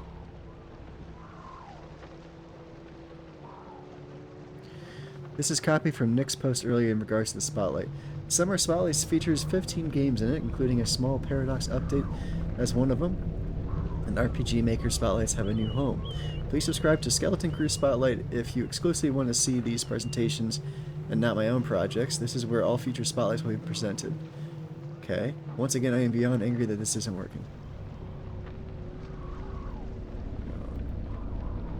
Let me just look at this real quick.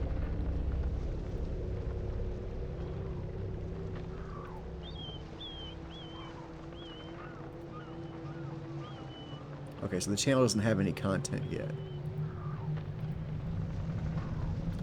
I'm sorry it's not working. Hopefully. Did they say what the issue was? The ship's wheel? Yeah. The ship wheel? It's the aft deck. It doesn't... Of course not. It's the door leading back into the captain's quarters. The one part that actually looks like it belongs on a submarine. There's a big metal latch, but... What?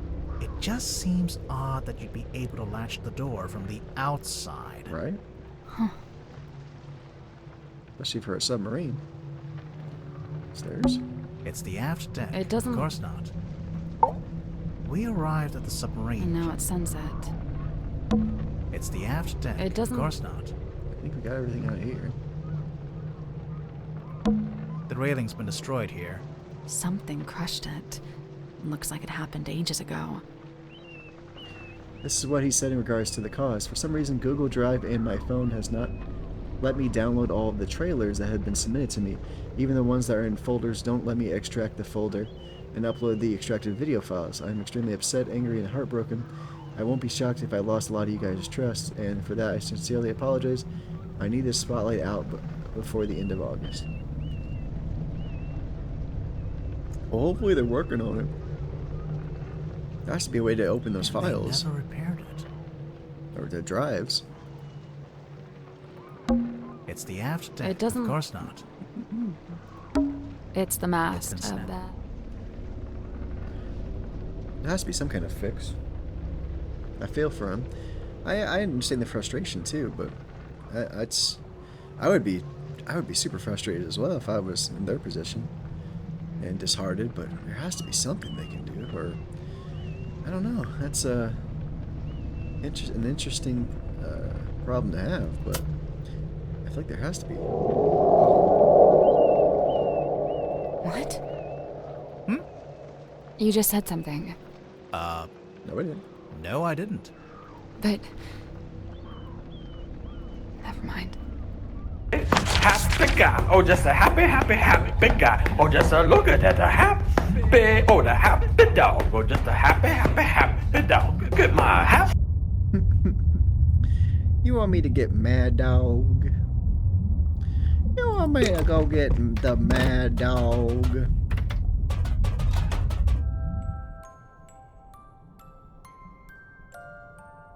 Has to get off that.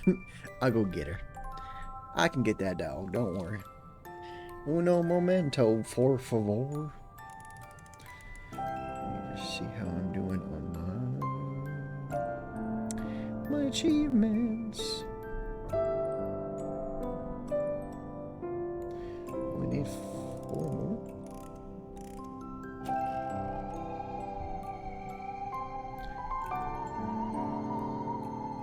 I will get Maddie in just a second. Let me just see what I still need for achievements wise. Beat the game. Okay, get all the clues. Watch the 3 films. Okay. Find all the clues. Oh, look at the service record label on the fixed compass. Okay. Compass.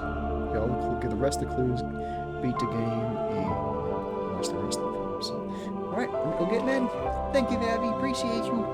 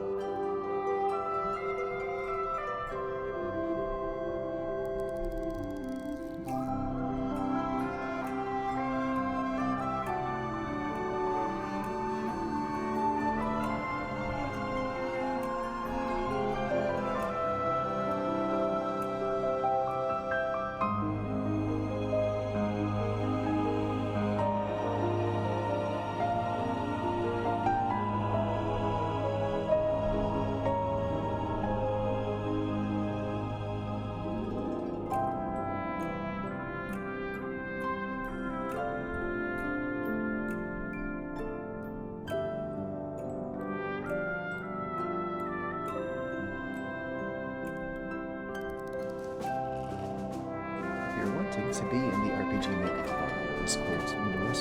Anyone else? There's a link to the server. Oh, wrong one. Right agency. Well, thank you, Rick. Look at that. Good. Get Maddie. Maddie. Hey, Maddie. Treat.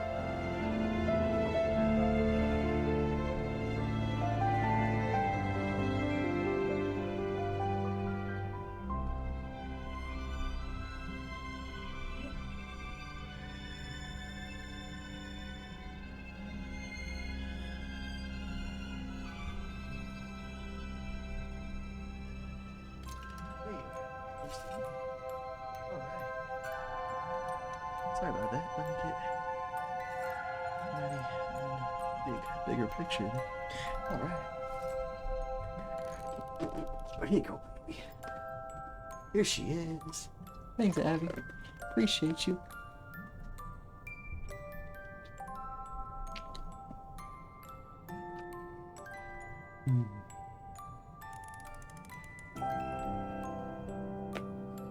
Good pupper indeed. Mwah. I love you. Oh, there you go. Get the muse, get the muse, get the muse. Let's switch it up. Nom nom nom nom. Such an adorable pupper.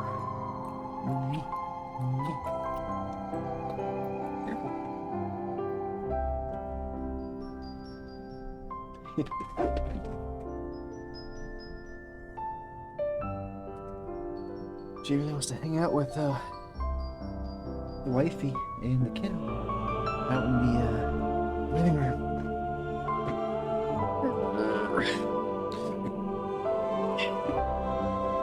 Alrighty. Thank you for your patience. Okay, wrong link. Right link is this. Okay. RPG Maker. Spotlight? Sure. I will accept your invite. Oh, hold on. I am human.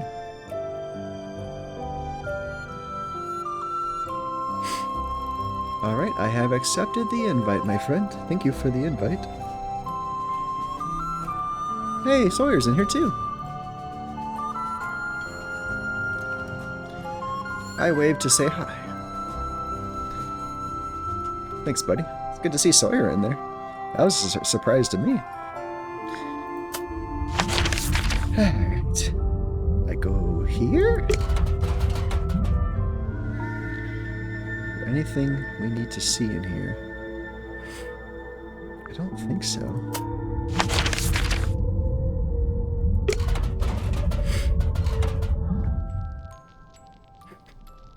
Nothing in here. You're a good friend, Abby. I appreciate you. Thank you for helping me support others and yourself as well. Whoa.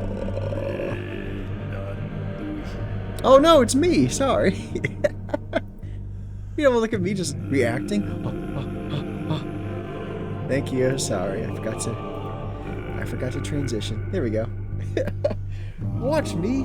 Watch Jordan react. Ma B. Nothing happened. I was just running between. All you heard was me just running between rooms. So there was no pivotal gameplay missed. I promise. I've just been running between rooms to make sure I didn't miss anything.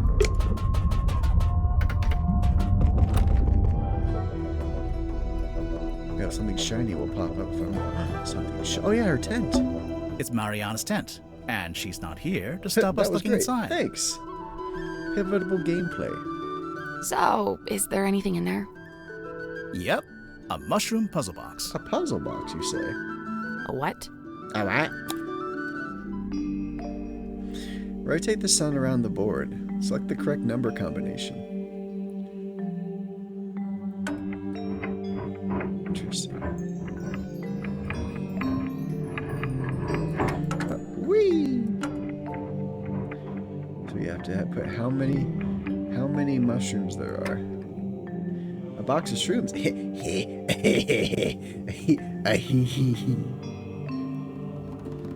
Abby, you wild.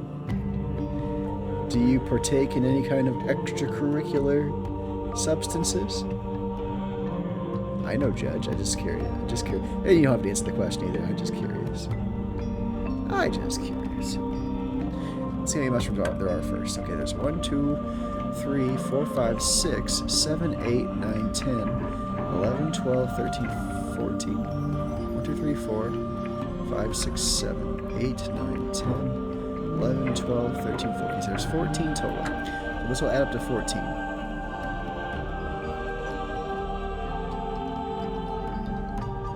I don't. My wife does dabble in the ganja occasionally. The sticky icky, eh? The devil's lettuce. Nothing wrong with that. I always say, as long as you're not hurting nobody, then have fun.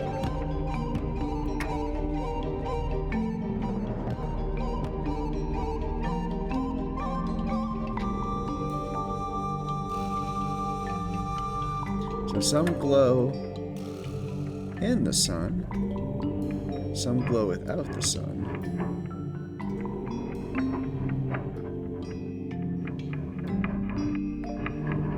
And some never glow.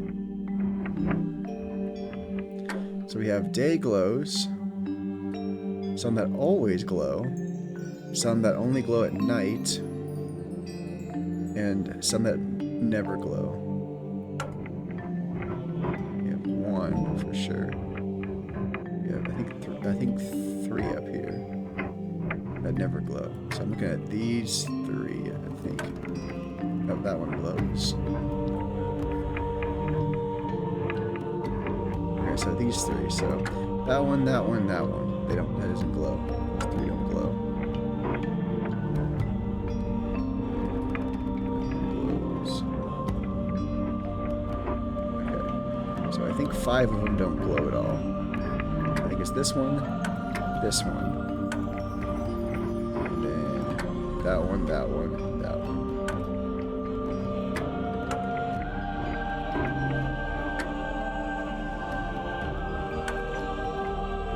So I'm going to say there's 5 never gleams. We have 14 total mushrooms, so we need to we have 9 more to fill in the gaps here. A very interesting mechanic for sure. So we gotta find the ones that always glow no matter what. So this one definitely is one that always glows. So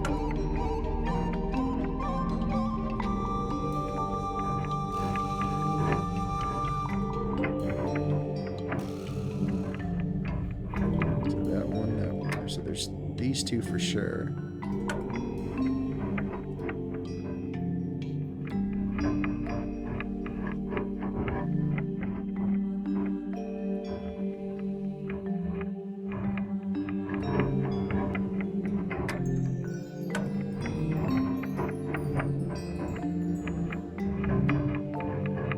It's just 2. I think it's just these 2 that always gleam. So if we take out these 2, then we can find the ones that glow in the day and glow in the night. So at nighttime, we have at least 1, 2, 3,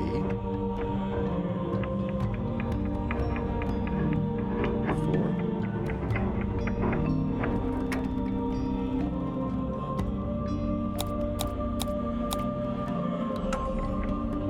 Daylight, we have 1, 2. No, we don't count these 2. 3. Does that make 14? 5.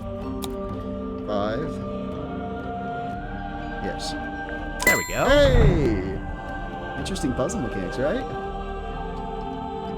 I was able to do it first try, though. Nice. It opened. What's in there? It's a little plastic thing. I'm proud of myself. Oh, wait, I know what this is. It's a tape from Mariana's dictaphone. Wife is calling me to bed. Just had to see what you were up to tonight, Midwest. I'll be back for your next stream. Thanks. Back tomorrow. We're going to do the full version of Mini Quest. Start our Mini Quest journey. We did the demo last week or the week before. So now we're going to get the full version. Have a great night. I appreciate you. Thanks for being awesome. And give the wife my regards. That sounds cool. Hell yeah. Thanks, buddy. Night-night. Night-night. Use. Ooh.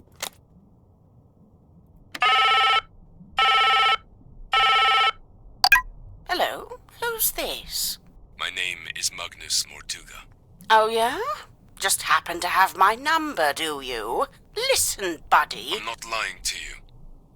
You and I share a mutual acquaintance, and she has informed me of your skill set. I wish to hire you, and I believe I have something I can offer in payment. I'm listening. What are you after? I'm in need of information. Information about a woman named Felicia Stonetop. Okay.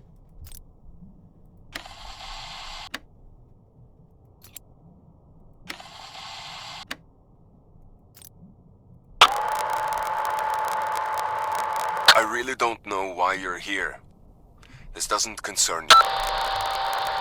Oh. Even if it does, it is wholly unrelated to our unfortunate voyage.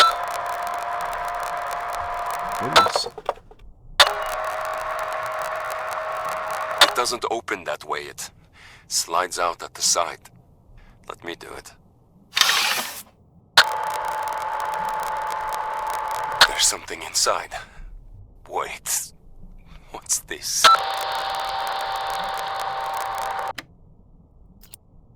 Okay.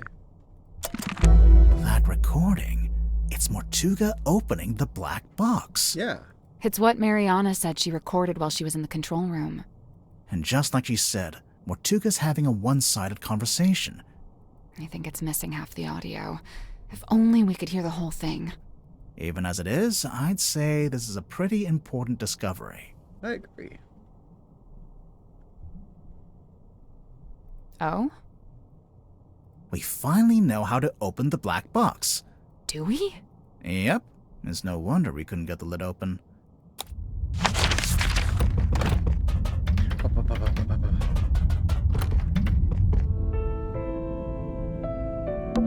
Maybe there is a way to open it after all. It slides out at the side. Let me do it.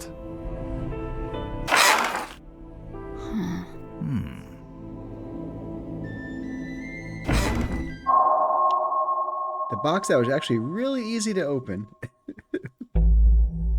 Nice. It's an envelope. Morning envelope. A black-edged morning envelope found in the black box. It's been ripped at the side, open at the side, and currently empty.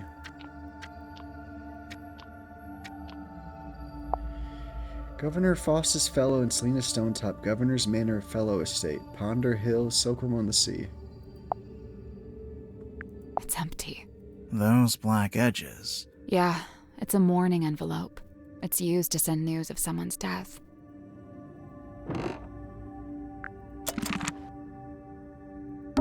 It's a scroll. Is that a part of that map? I know you wanted the coordinates, but I don't know them, so this is all you get. If you don't know how to make use of it, that's your problem, not mine. We put it all back where we found it, with the exception of the key, which, as you're well aware, has been safely around my neck ever since. Remember, it destroyed my father within a few short years. He was a man of sturdy constitution, too, or he had been, before he found it, before she spoke to us. A wise man would simply put the entire thing out of his mind. Selena Stonetop. Yeah, I know.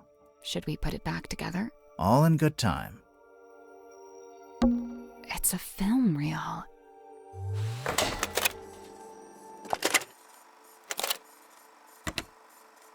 The rain is incessant, but it's oddly localized, like a local biome. Fluid. What I believe to be amniotic fluid is being diluted. I'm curious to see what happens. We believe it was born here long ago.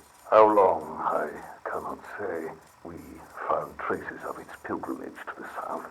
It's barren for some miles until, of course, you near the coast.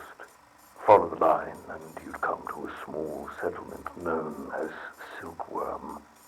It may be endangered, or it may hold a position of insight. I'm not sure. I'd like to suggest one of you travel there and find out. Faustus, I thought perhaps this might interest you in particular. Ask for a man named Solomon Stonetop. Solomon Stonetop, okay. Watch all 3 films on the film projector. Nice.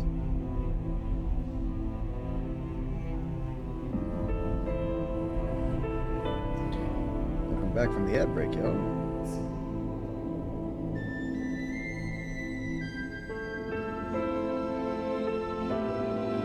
Just made some cheap-ass pizza, God. I forgot that it tastes like I'm eating a cracker with pizza toppings. Ah, a St. Louis-style pizza, I see. Got that cracker crust. Okay, what am I missing? Finishing the game. What else am I missing? Finishing the game. Oh yes, looking at the service label of the fixed compass. And finding all the clues. Nice.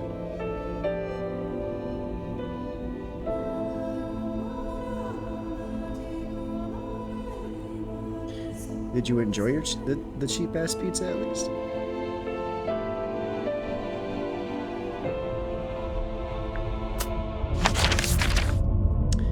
bottle, captain's jacket, aft deck, bookcase, iron bell, and 2 more things. Okay. Look at that.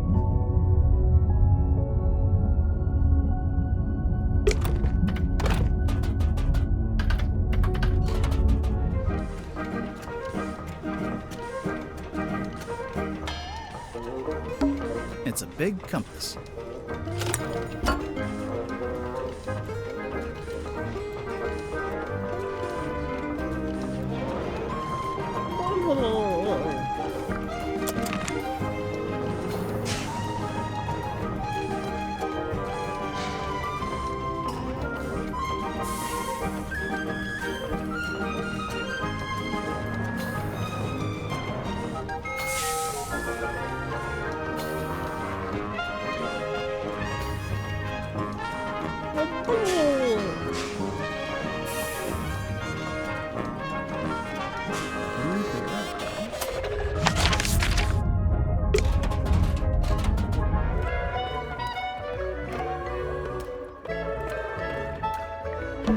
Well, Tadpole's not here.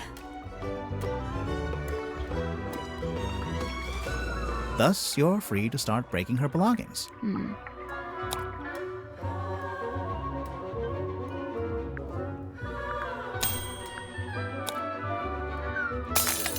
Aha! Now we can finally take a proper look at this. Message in the bottle. Curse of the Cauldron. A small room within the bowels of the ship. His lifeless body lies in the shadow of an ancient stone cauldron. The cauldron's heavy iron lid has never been unlocked. It has never been opened. For all his strength, he ultimately proved powerless against the lure of the unknown. On this morning, the cauldron had been unlocked. On this morning, it was wide open. It's understood that Party A commissioned a Mr. Donovan Drummond to construct the Mortuga submarine by combining parts from 2 other vessels. Party A claimed to have paid for this transaction alone, thus it was legal owner of the Mortuga submarine despite its name. Her one Cynthia Seafoam has now provided evidence of how exactly Mr. Drummond was paid. It transpires that Mr. Drummond was paid for the deeds up to the Stone Top Inn, which belonged solely to Party B at the time of the transaction. Well, that looked familiar. It's like part of the contract that Cynthia had. It's a secret 3rd page of the command contract. Secret 2nd page, technically.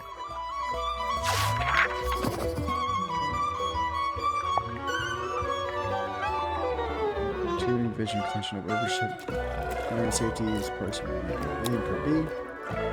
And in the right for ownerless, a recent development has exposed that Party B is in fact the legal owner of the vessel. The party commissioned a Mr. Donovan to construct the Mortuga submarine. The combining parts were 2 of the party claimed to have been paid for this transaction alone. This was the legal owner of the Mortuga submarine despite its name. Now provide evidence how exactly it was paid. Mr. was paid with the deeds Stone Top Inn, which belonged solely to Party B at the time of the transaction. Party B is the rightful commander of this vessel and all its operations.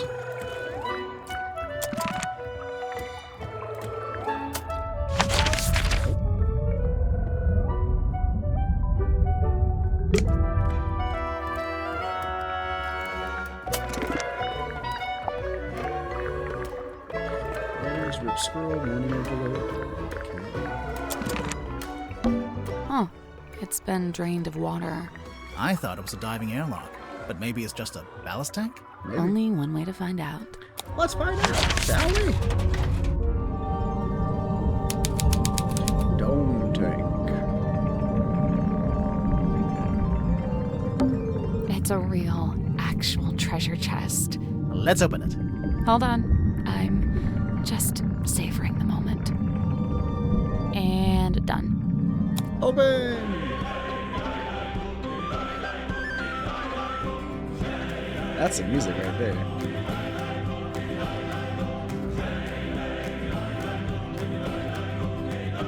Move the flag and pirates to the correct keyholes.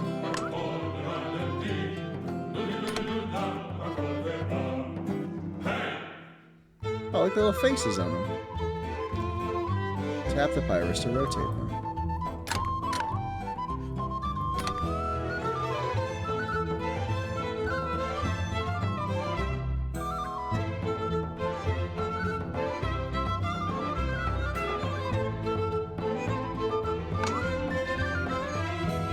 go with their things, right? They go based on what the color is, right?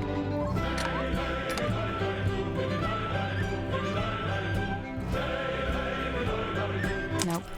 So there's 12 big keyholes. Those are for pirate keys. And each pirate key is itself a keyhole for the smaller flag keys. I noticed the pirates can rotate, too. Oh, I see.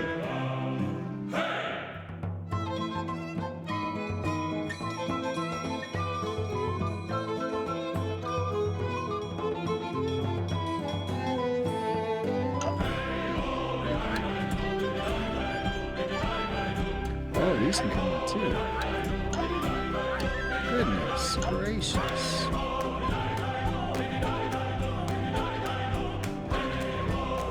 I love the song right now.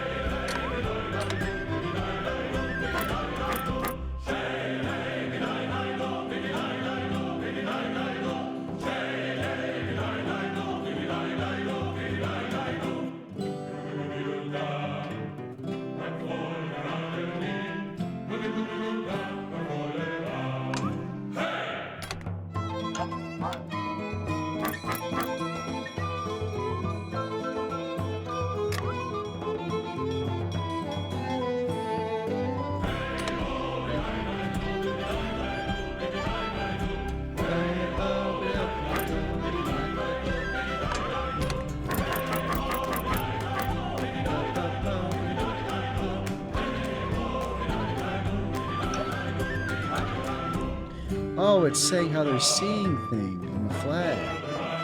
So you see he's got the little thingy there? So he's looking at this, like this. Because he's seeing the one line. Whereas this guy got a big hat on it, so it cuts off the top of his vision. So he's looking at that. He has no obstruction in his eyes. So he can see yellow perfectly. And then this person can only see with one eye.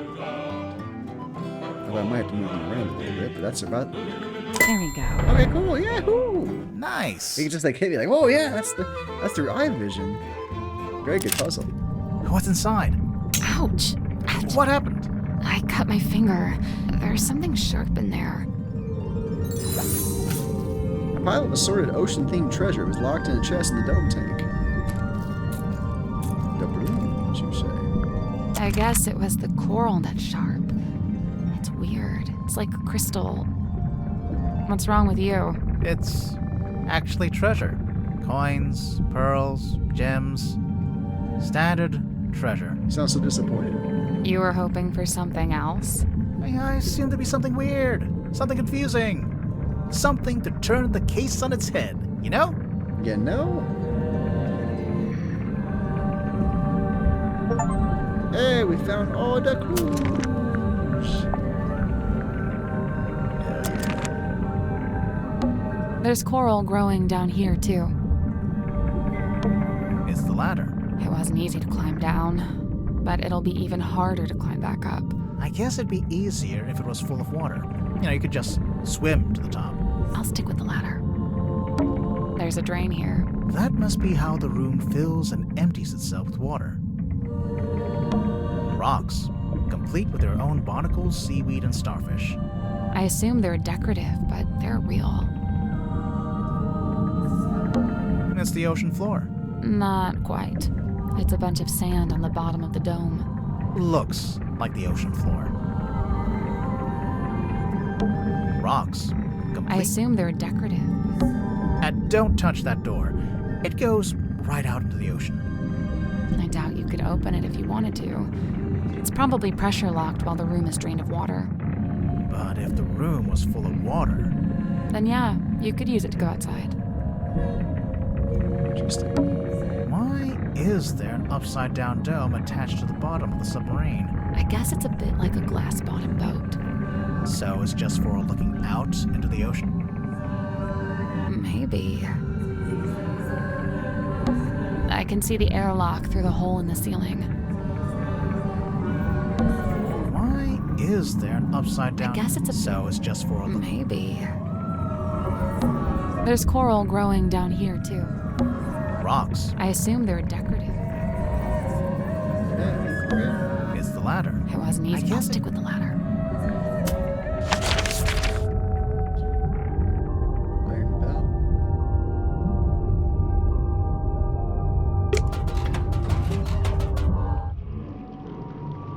It's only have 7 or 8 things, though.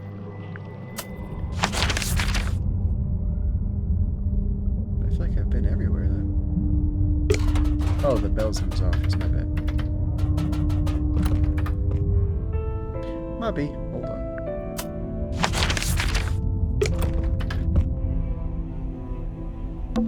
Maybe it's time we took another look at this iron bell.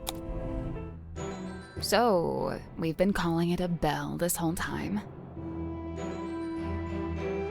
It's not a bell at all. It's not a bell at all. It's a mechanism that connects to another clue. It's the... it connects to the...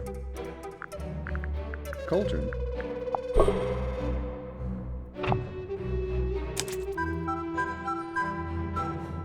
You can tell it's this thing. Slots into this.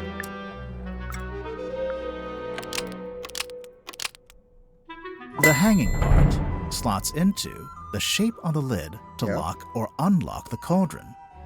If the bell attaches onto the top of the cauldron, then it must be possible to move it down into the room below, into the illusion theater.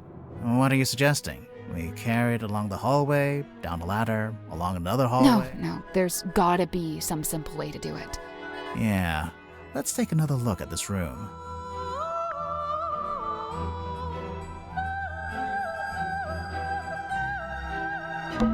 A series of ropes. They're for hanging the bell from the ceiling. Should we move the table? Move the table. I'll let you do that. Should we move the rug? Me again, huh? Ta-da! Should we move the lid? I can take this one. Wow, thanks. Good job, Sally. It's open. Looks like it's exactly the right size for the bell to go through. So what now? Do we just turn the rope winch ourselves? I guess we could, but it's probably easier if we use the handle. I don't see a handle. That's because it's not in this room. Ah. Is that everything? Nearly. There's one more room we need to revisit. Illusion theater.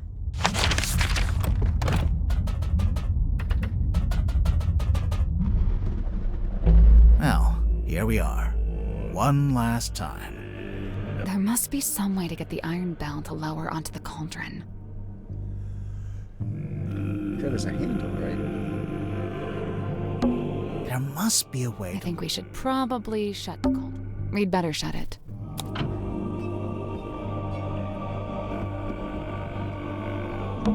There must be a way to lower the... There must be a way to lower the... There must be a way to lower the... Let's leave it shut for now.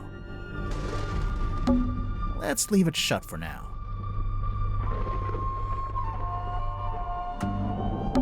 There must be a way to lower. There must be a way to lower. There must be a way to lower. What is it then? There must be a way to lower. Great. There must be a way to lower.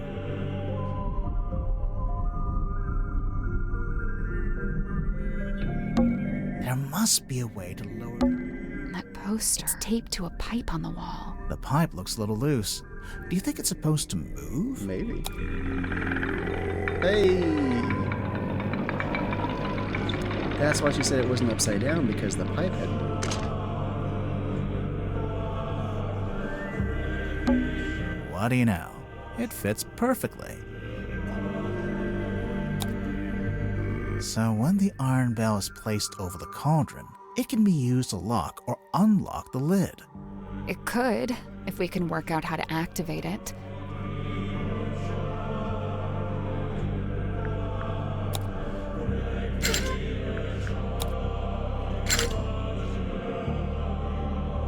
Maybe if my arms were Tanya said she could do it. a little longer. You know, you don't have to stand there with your face pressed into it. Yes, you do. It's a cute animation. I'm not. And cute drawing. Because there's two of us. We can take one handle each. Oh, right. Turn both handles. That little metal part isn't supposed to be there, huh? I wonder. Fragment.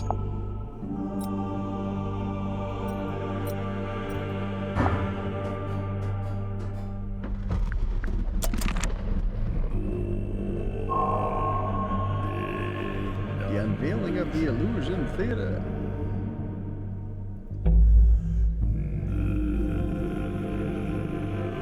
Let's stay where we are for now.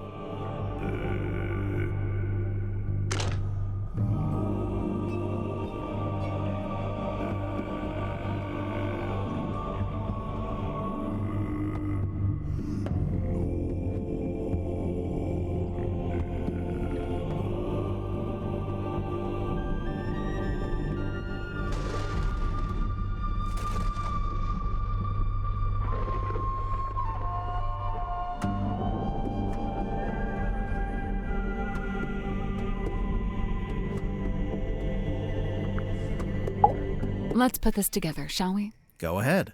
So, Mortuga opened the cauldron in order to take something out of it. And that's when he was killed. Okay, but how was he killed? The thing inside the cauldron? The thing inside the cauldron. Wait, really? You know what? Let's try that again. That's when he was killed. Okay, but how was he killed? The iron bell. We know that the cauldron lid is unlocked by that screwdriver kind of thing on the iron bell. And so, if Mortuga wanted to unlock the cauldron, he'd first have to lower the bell into this room, like we just did. You know, we've actually got evidence for this. First-hand evidence, no less. First-hand evidence that confirmed Mortuga lowered the iron bell. Is it recording?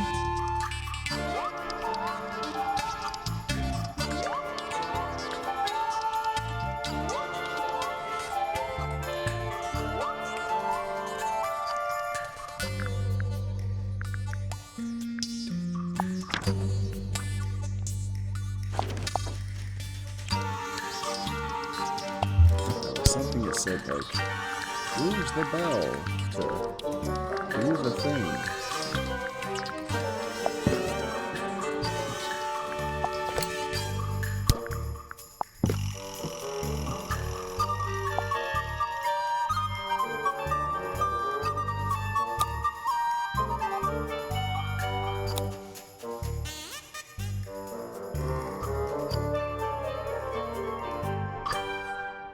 Yeah. That's not right. You're talking about the bell, but it must be one of the recordings then.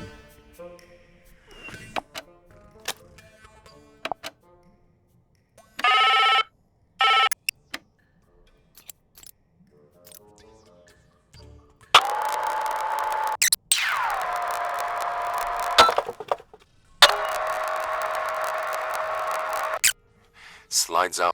Something inside. Wait. What's this? That's not it.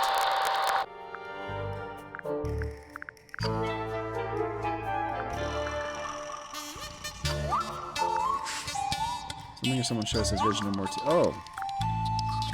My bad. Hexy. The bell coming in. Hex had a memory of seeing Mortuga through the window of the Illusion Theater. Oh yeah, look at that. The dark shape that lowers down in front of Mortuga. That's the Iron Bell. Yeah. Must be. But then to actually unlock the cauldron, you have to turn the handles on both sides of the bell. Yeah, well, we just did that too. It was easy. I mean, sure, if you've got two people taking one handle each, but how did Mortuga do it? He used a special tool? He used a special tool.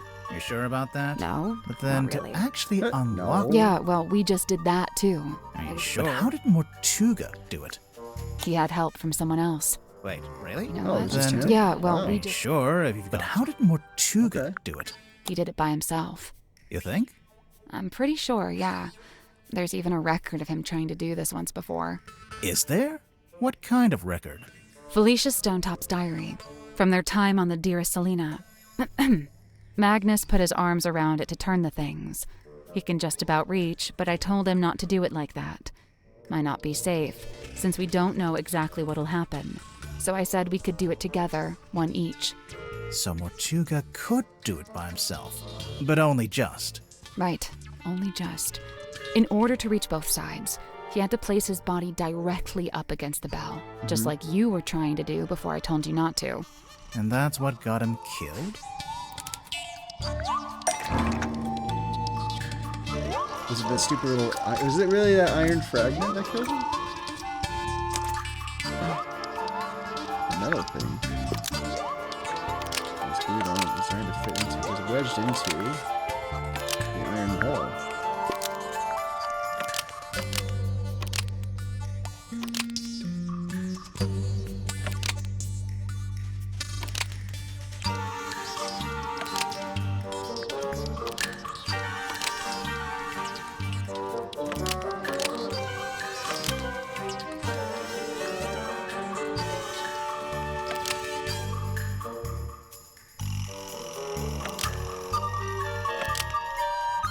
A metal thing was wedged into the iron bell to kill Mortuga when it fell down. Almost. Maybe just change. A metal thing was wedged into the iron bell to kill Mortuga when it rotated around. Mortuga was cut straight across the neck when the upper section of the bell swung around. Oh. You saw how fast it goes, and it's really heavy. It must have a whole load of force Did he behind kill himself, though? The By little accident? metal thing. It's not actually part of the iron bell. Someone must have put it there. Right, the culprit, presumably, knowing it would kill Mortuga if and when he tried to unlock the cauldron. Only it's, kind of small. Even if you did press up against the bell, I'm not sure it's long enough or sharp enough to cut you.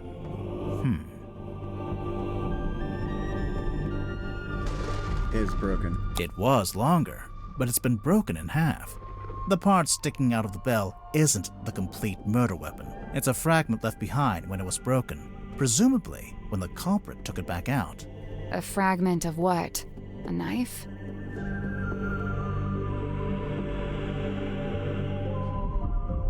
Belonged to the culprit? Something that belonged to the culprit. Yeah. The part sticking out. It's a fragment left A behind. fragment of what? A knife? Something that belonged to Mortuga. Sure about that? The part from the sticking. It's a black box, my fragment. A fragment of what? Something I'm a taken bad out of the black detective. box. Black box.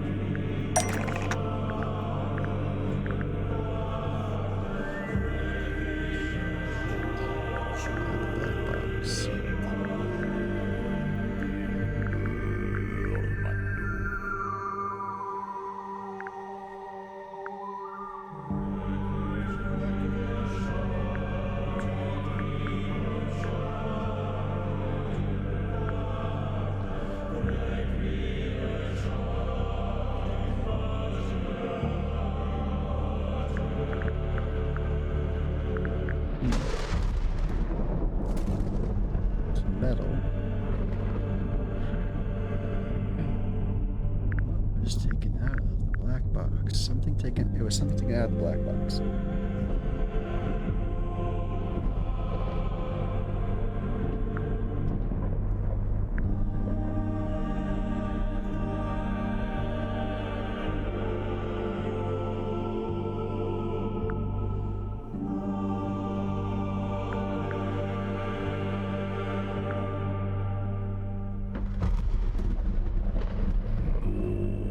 The black box, taken out of the black box. Was it in this envelope?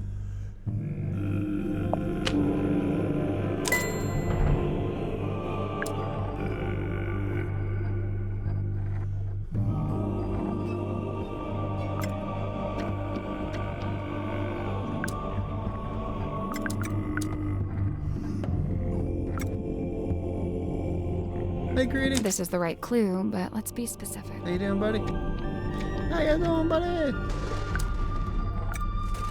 This is the right clue, but let's be specific. Let's be Pacific. How you doing tonight, my friend? See what was the ad there? Hope you're having a good night. What part shows as the imprint? Oh. Oh yeah, look at that. Ah! Hey, look at that. Skizzers. The envelope's empty now, but there's an imprint of what was in there when Mortuga first opened the box. It's pretty clear. You can see exactly what shape it is. Okay, but what is it? And why was it in that envelope? Pair of scissors. A pair of scissors. Yeah, the envelope's empty now. It's pretty clear. You can see exactly what... Okay, but what is it? And why was it in that envelope?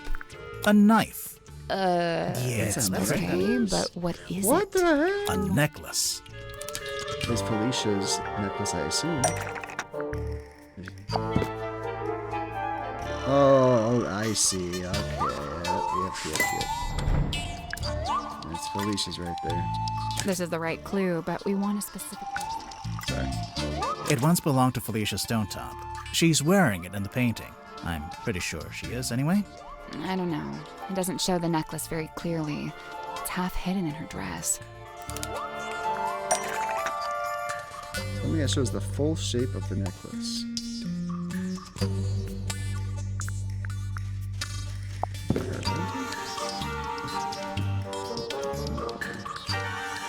Oh, is it one video maybe? Where is the film projector?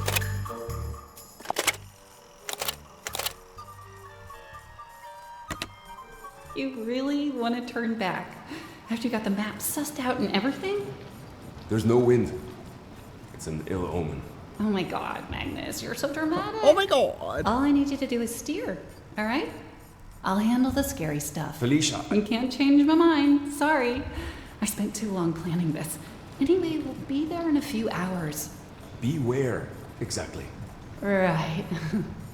I didn't really explain it yet, huh? I've asked several times.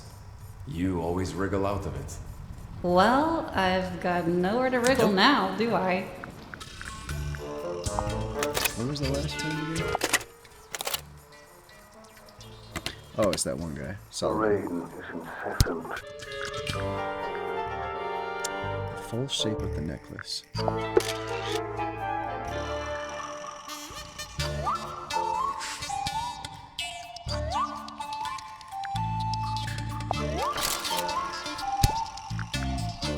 Ah.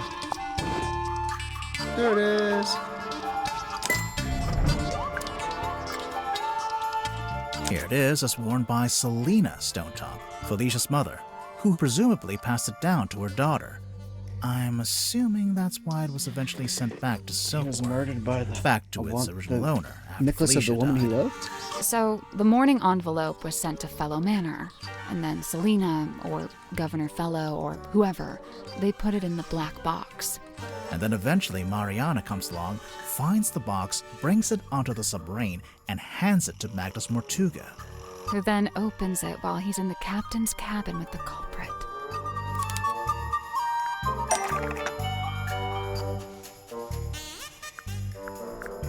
Oh, it's the recording, right?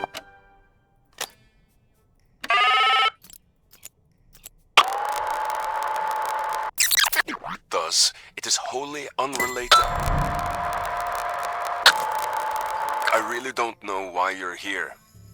This doesn't concern you. Even if it does, it is wholly unrelated to our unfortunate voyage. It doesn't open that way. It slides out at the side.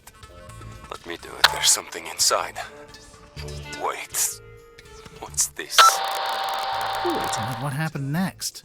Well, we know Mortuga didn't stay too long in the captain's cabin, since Mariana told us he came back into the control room. So, maybe Mortuga left the culprit in the cabin with a necklace?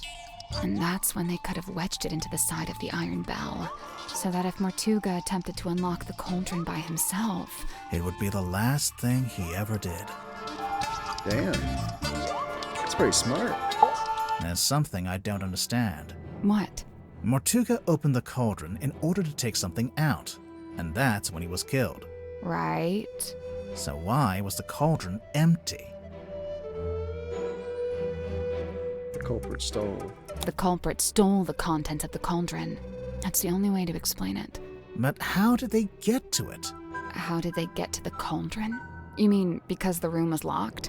Well, not technically locked, but Mortuga turned the wheel to shut the bulkhead door from the inside, and he shut it tight, probably as tight as he could, and by all accounts he was pretty strong. Culprit was strong enough to open the door. The culprit was strong enough to open the door. Wait, really? You know what? Let's try And that he again. shut it tight, I guess probably not. as tight as he could, Didn't and by need all to use accounts the he door. was... The culprit didn't need to use that door.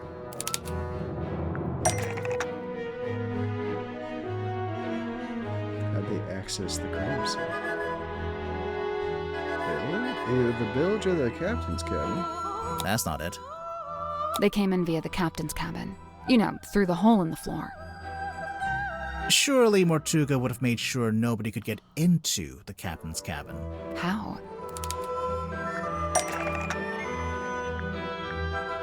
The eyeball? He had a key, he would have locked it. You think?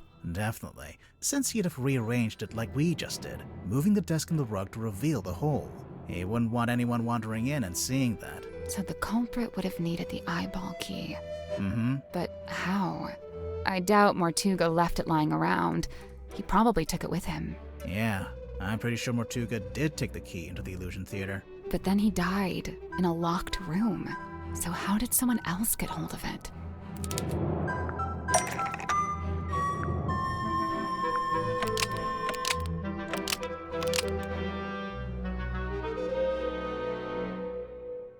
I got my ball to my butthole, yeah. Oh my God, what did I do? I can't take a dump, 'cause now my balls are blocking up my butthole. What up? What up, sinful jester? Okay, I know the fix. Just rip it out. The eyeball key. I mean, it has to be a pretty powerful fart. Fell through the vent under the cauldron and landed in the bilge. The eyeball key fell through the vent under the cauldron. That's a big fat and fart, my landed friend. in the Good to see bilge. you, bud. How you doing? It fell into the bilge. Remember how it smelled kind of weird? That's the bilge water smell. So the eyeball key just Garbage. happened to roll across the floor and into the vent? No, it didn't happen by accident. Why did the eyeball key roll across the floor into the vent? The culprit tilted. The culprit tilted the submarine. That's what that caused that big whoop. How did the culprit tilt the night?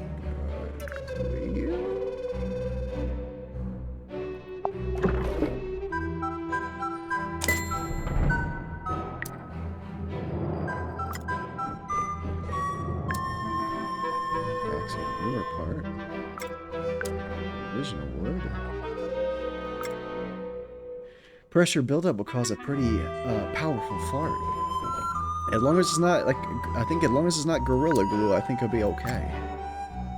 Making the submarine surface tilts the front end up and the back end down. Like a marble They game. moved the whole submarine just for that?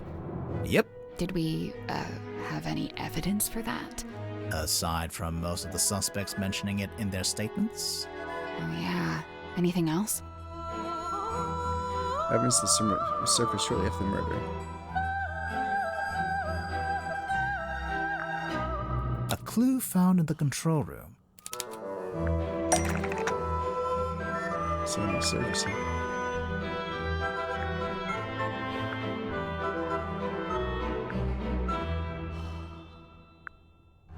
I think I had to be the captain, right?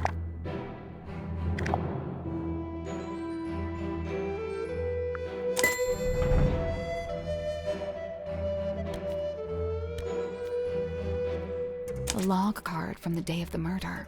It shows the depth of the submarine. It starts at 0. That's when it surfaced. Presumably that's when Mariana came on board. It steadily goes down, but then later it suddenly goes back up again. Anything else?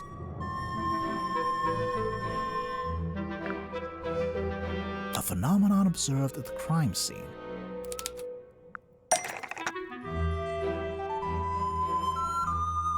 So I had a pretty scary start to my day. What happened?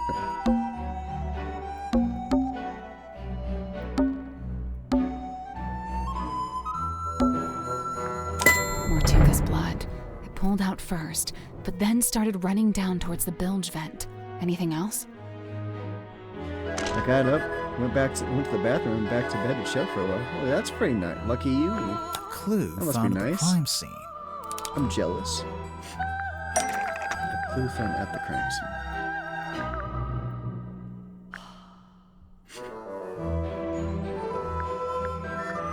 Get the vial? The moon vial.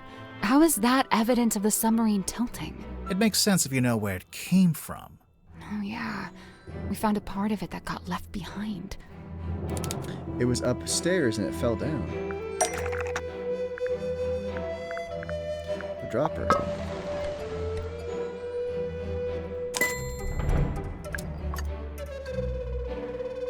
Then I heard a loud bang on the door, the bedroom door. I thought it was Cat Damon locked outside the bedroom until he went running to the door. Oh no! So the moon vial rolled right off Mortuga's desk and through the hole in the floor. Once the culprit had the key, they could let themselves into the captain's cabin, which, as we know, gave them access to the crime scene from above.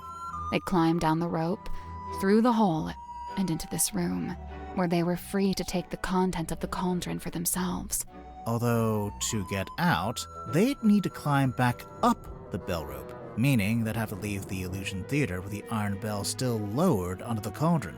Right, well, I figured they just turned the rope winch manually. I'm sure you could, even if it's not how you're supposed to do it. And after that, all they had to do was cover the hole back up with a rug on the desk. And lock the captain's cabin on their way out. I loudly made my presence known, asking who the fuck is there. Nobody was there, nothing was stolen, but my front door was unlocked. The fuck? See, I've been on edge all day. Oh my god, buddy. You might want to barricade the front door there.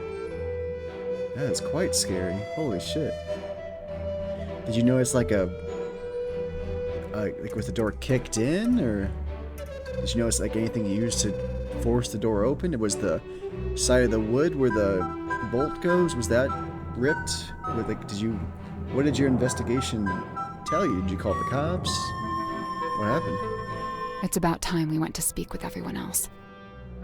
The bolt was just, oh, so it was on. So somebody, you think somebody either tried the door and it was just unlocked? Like you had left it unlocked? Mess hall? Let's go. Hey, everybody. Looks like you could use some help from the big boss of hell himself. Check out Daddy's glowing reviews on Yelp. 5 stars! Really free! With a punch of a pentagram. A wop bamboo alakazam. Usually I charge a sacrificial lamb, but you get the family rate. Thanks, Dad. Who needs a busboy now that you got the chef? Wah. Welcome in, Salty Wraith Wrench. How you doing? I was too scared to go to the office after that, but I'll try to do it tomorrow so they can change the locks. That's probably good. Ah, dang, it's 2. Well, thanks for coming in, buddy. Thank you for the first time chat. How are you doing? I appreciate your kindness and playing some Has-Been Hotel. I love to hear that any time of the day. So, how is your day going? How was your weekend? It prompted you to? It must know you pretty well. That or Twitch has good taste. We are currently playing the Mermaid Mask. I'm not mad. I wouldn't be either. I'm currently playing a point-and-click detective game in the Detective Grimoire series. It's the third one, if you don't count the early 2000s Flash game. It's the third Steam game in the series. It came out, I want to say last month, mid-last month, about a month ago. It's very, very fun. Great voice acting, art's amazing, fun puzzles. Highly recommend it. Sorry for talking about some real shit upon your. No, you're fine, buddy. You're more than welcome to talk about stuff. I'm nervous for you, but I want you to be safe. It's time I remind everyone why I am here. It's time to remind everybody I'm here to fat fart. Where did everyone go? Wait, that's a good combo. Do you hear that? Are they in the parlor? I can hear them arguing. I think they're above us. In the parlor? What's going on?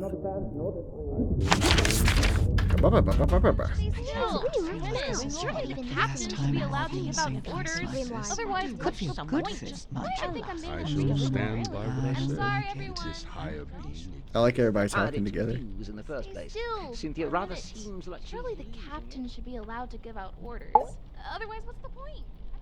Look, I know this isn't ideal, but this is just how it needs to be until we can— Cynthia, you have visitors? Hi. Hey. We're back. What's going on? Cynthia's decided to lock us in. I've just locked the foredeck access, just for the time being. How come? She may have gone mad. We're still assessing. She's worried the culprit will attempt to escape as soon as they're named. Oh, we're naming the culprit? Lovely. Been looking forward to this. We're still doing that? I thought Cynthia fired the detective dudes. She didn't fire us. On the contrary, we've been pretty busy. Oh? Doing what? What else? Solving the mystery.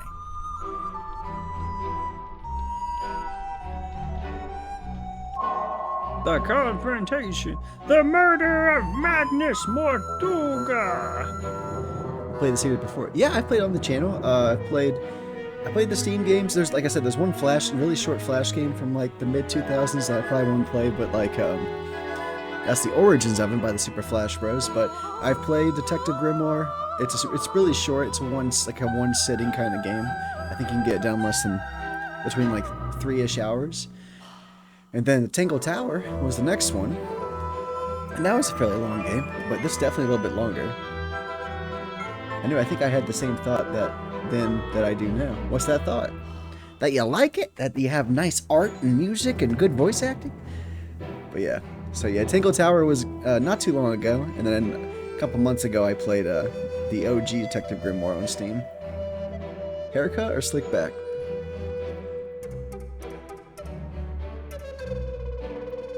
Cut. I got that summer cut finally, towards the end of summer. Thank you very much. Yeah, I came home and my wife had already given the kiddo his back-to-school haircut, and she's like, "You want to save 30 to 60 bucks and have me just cut both you and the boys' hair at home?" I was like, "Hell, I like saving money, and I want to. If it helps us pay bills for the next month, cool." So, wife kindly. We took the dog out when I got home, and I changed for my work clothes, and my wife very kindly cut my hair, and she did a great job. And I just took a shower after that, get all the hair off me. So me and the kiddo have pretty similar haircuts right now, and I'll let this grow out probably till late October-ish, mid to late October, maybe early November at this point. But yeah, thanks. I'm glad. I hope it looks okay. It's just. I go between having hair down to here and hair up to here, so my hair grows pretty fast. It might, who knows, one of these days it might not grow so fast. But, oh, thanks for noticing. I appreciate you guys. Da murder. Make sure nothing happens happens to make it worse. You're not locked in, not really, not any more than you were before. I just, Otherwise, what's the point? I don't even think I'm being unreasonable, really. I'm sorry, everyone. I know this. I think she's being unreasonable. Otherwise, what's the point? I've got everything under control. That's exactly what people say when they don't have everything under control. True that. I know thy task is grave, but use a gentle hand, for we are frail and fragile souls. We're young. Fine. No promises. But it's the safest way to make sure nothing happens to make it worse. You're not locked in. Who is it? How? Why? We'll get to it. When, who, how, why? What's the holdup? We're all here, aren't we? I just, want everyone to stay still. You have been inside my cabinet of curiosity. Indeed. How did you know? The guilt is written on your face. You refuse to meet my eye. I don't even think I'm being to make it worse. I can't say I like being locked inside the submarine. You feel like you might want to try to escape? No more than usual. You couldn't escape even if the foredeck hatch was open. We're floating in the middle of the ocean. That's true, we are in the middle of the ocean. Ah, but what if I've chartered a rescue helicopter? But did you? Have you? No, but what if? What if? What if I could fly? I'm sorry, everyone. You say you solved the mystery? Yeah, possibly. I'll probably fuck it up, though. Yep, all wrapped up with a bow. Impressive. What now? Dramatically point at the culprit? Ha-ha, it's you, etc. Yep, I have heard her voice before, but not from where I thought. I took a picture for Abby a little while back. Do you want to see it again? I want to stay still for a minute. Surely the captain should be allowed to give out orders. Otherwise, what's... Oh, this isn't ideal, but it's the safest way to make sure nothing happens to make it worse. You're not locked in. Before, I just, want everyone to stay still. It's from another video game, isn't it? See, I'm pretty sure it's another video game. I think you might have mentioned it's like a different video game or something. Allowed to give out orders. Otherwise, what's the point? Sorry, I will get the safest this. way to make sure nothing happens. I heard to you, make Cynthia. It worse. Calm down. You're not locked in. Not really. Not any more than usual. That's not normally really. our standard sorry, protocol, everyone. no? I know this isn't ideal. These are mini games anime. Nice. What up, Stoned? Maybe it should be. Sounds fun. Aha, it's you. You are the culprit. To give out orders. Otherwise, what's the point? You know, I don't even think I'm being really do have the perfect setting for this. In terms of literary tradition, I mean. You're not locked in. Not really. Not any more than you were before. You thought... I just, want everyone to stay still. Which one? The big tall tadpole is Zubul or Sally? Surely the captain should be allowed to give out orders. Oh yeah, she kind of has that Zubul vibe for sure. Sometimes when she make talks. It worse. You're not locked in. Not really. Just got home and had dinner. They let me take home a chunk of prime rib, so I mixed it up with some sauteed roast peppers and onions. Good for you, buddy. I hope you enjoyed it. Stay still The parlor? for a minute. It's textbook. It's Allowed to textbook. give out orders. Otherwise, what's the point? Oh man, I thought you guys were like gone. Otherwise, It's only been an hour. I'm not sure Dirk's developed object permanence yet. Baby has no object permanence. It was quite delicious. I'm glad, buddy. That's too. That sounds way too spicy for me. I just, But I hope you. I think you have a much higher heat palate than I do. But that sound. I'm sure you. I'm sure it was pretty good though. Hey. To make sure nothing happens to make it worse. I feel like spicy stuff. I don't know. I'd have to be in the mood for spicy. Usually just one level of spicy does good for me. I don't know what that means, but I'm gonna assume you're being rude. I've got everything under That's exactly what people say. I guess we're reporting. So what are we looking at? Do you have the murder weapon? No. Kinda? Right. Kinda. Cynthia, maybe you should have fired them. No, look, listen to me. Mortuga was killed by the mechanism of the iron bell. It lowers onto the cauldron and they fit together. It's a big mechanical lock. Right. And there's this little metal thing wedged in the side. It's not part of the iron bell itself, but it was placed. They got in and out without ever opening or closing the bulkhead door. So, the murder weapon It's a necklace? Felicia Stonetop's necklace. And it's still missing? Right. Apart from a small fragment that snapped off and was left in the Iron Bell. And Mortuga was killed because he tried to take something out of the cauldron? Take what out of the cauldron? It can only really be one thing. The one thing that all of this has been about. The mermaid's mask. I can take it to like 5 levels of spicy. I've done smoked ghost peppers from Trader Joe's. BL guy, baby years ago. BL guy, baby years ago. They're written more than good to me because they are so tasty. They don't sell them anywhere. Holy autocorrect, Batman. I was trying to say I bought years ago. BL guy, baby years ago. I like what you said the first time. They're worth more than gold. Really? Jeez Louise. I'm gonna guess it's the mermaids, the mermaid tongue or whatever. That's my guess. The mermaid's tongue.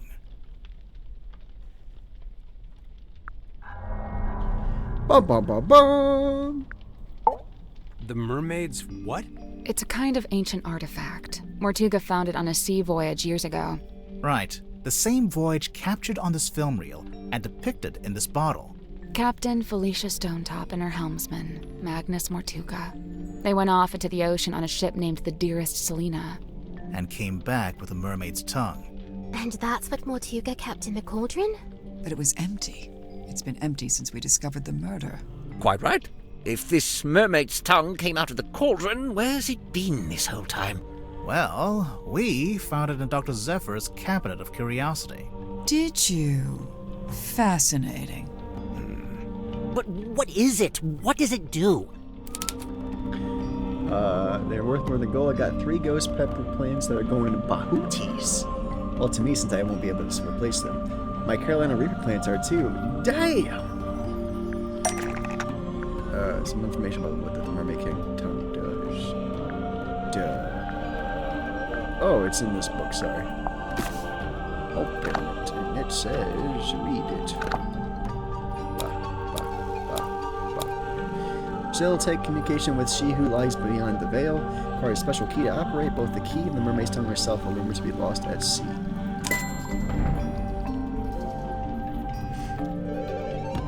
I got every bit of 80 plus Reaper peppers on the plant trend. Holy shit. I don't have much experience with growing plants, but when I do, I definitely won't start with growing super spicy stuff. Tomatoes are a good start, I heard.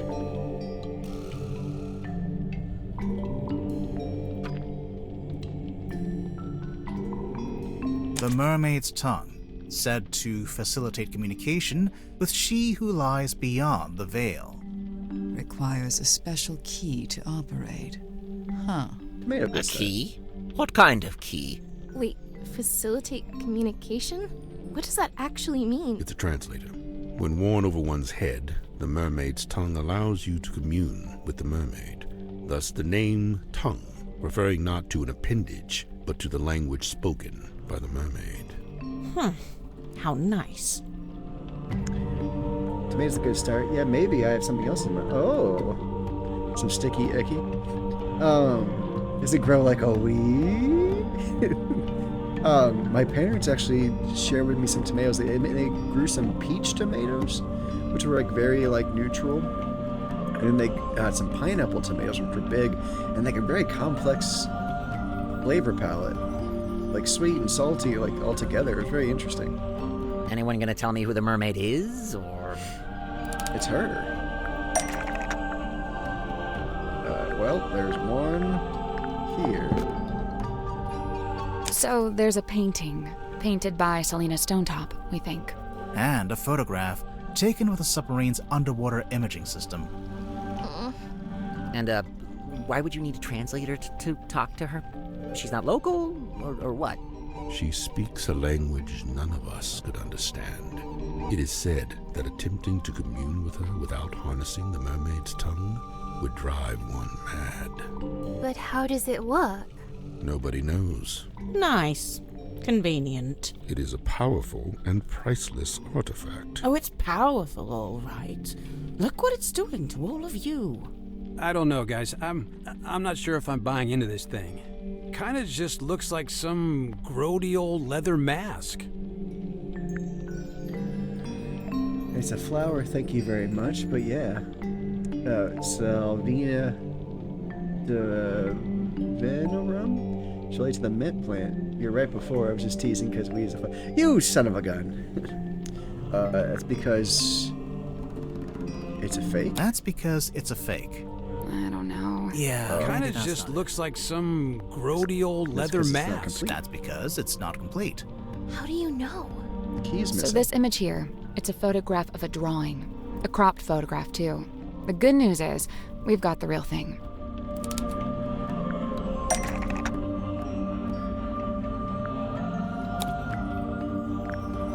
The mermaid's tongue? We have the full image? What? From what?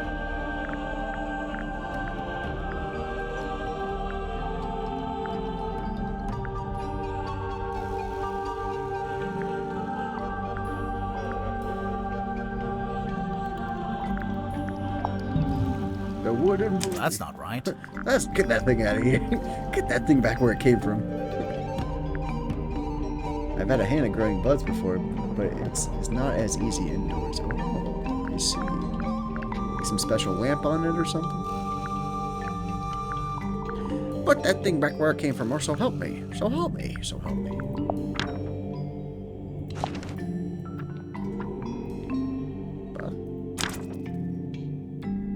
Oh yeah. Parts of the map. Put it together. Boop-a-doop boop. There it is. It turns out the ocean map shows what it's supposed to look like.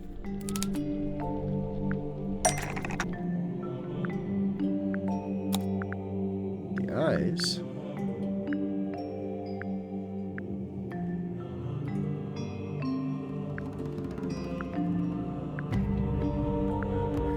Oh, is it? This is it. This eyeball?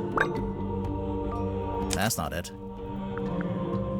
Neither of those things surprise. I've had I'd grown 10 full spectrum LEDs, auto water systems, light timers. Damn, that's pretty intense, brah. Blast.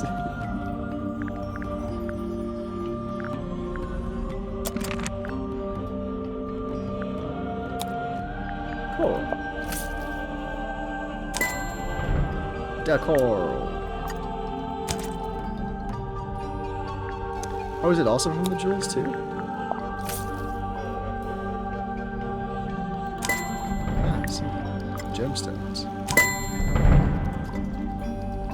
I'm gonna start with the plot in the backyard and then move. Hell yeah. Oh, sure. Just help yourself to the stuff in my personal treasure chest. I don't mind. That antenna. Is that coral? It looks sharp. It is, and it's hard, like crystal. I'm pretty sure it explains the scratch marks in the cauldron.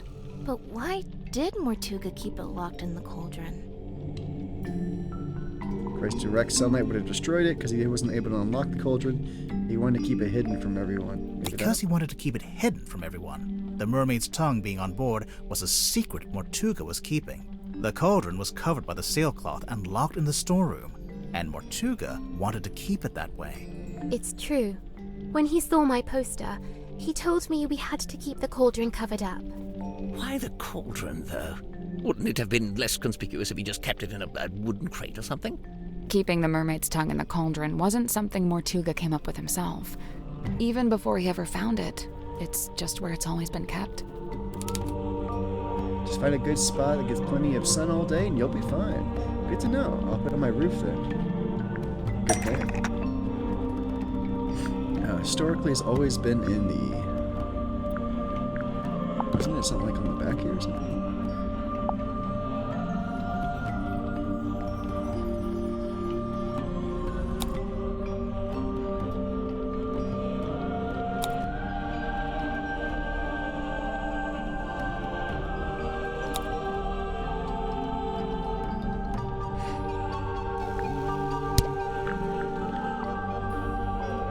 To show it's always been in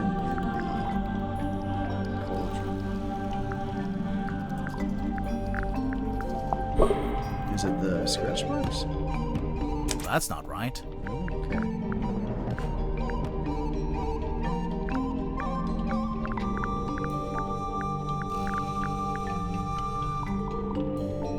mean, seriously though, if I move to a dense area in the city, that's probably the best spot then, right? As long as local law enforcement don't give you no trouble.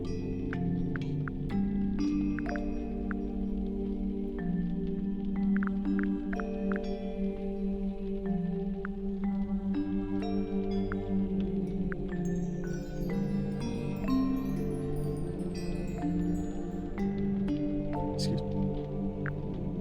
Bob.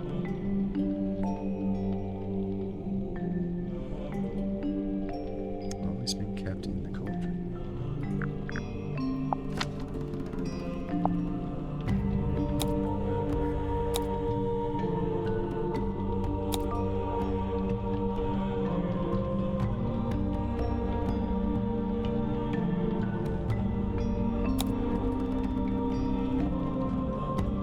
Nope. Nope, okay.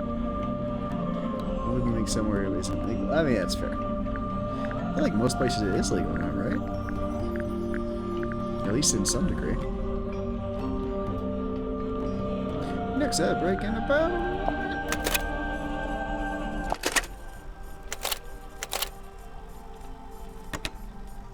The rain is incessant, but it's... He says no. Sadly. Still enough where it's an absolute no-go. That's a bummer. That's a poop. That's a poopy poop poop poop poop poop. This ain't it. That ain't it, fam. God dang it, where is it at?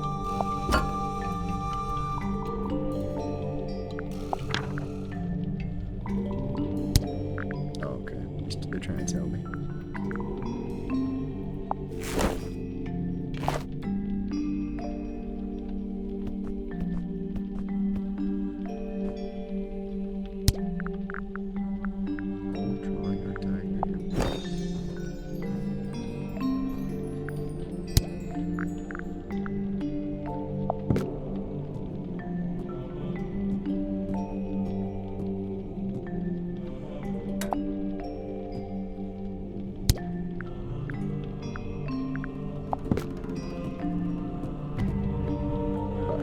Nope. That's not it.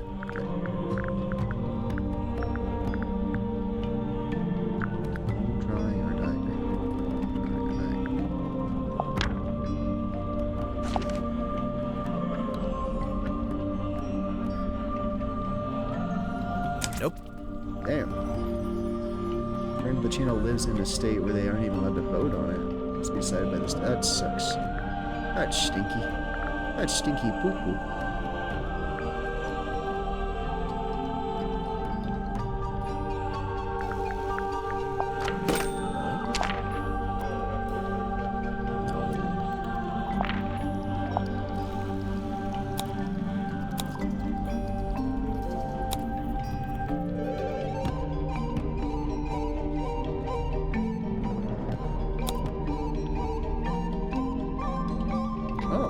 That's not it.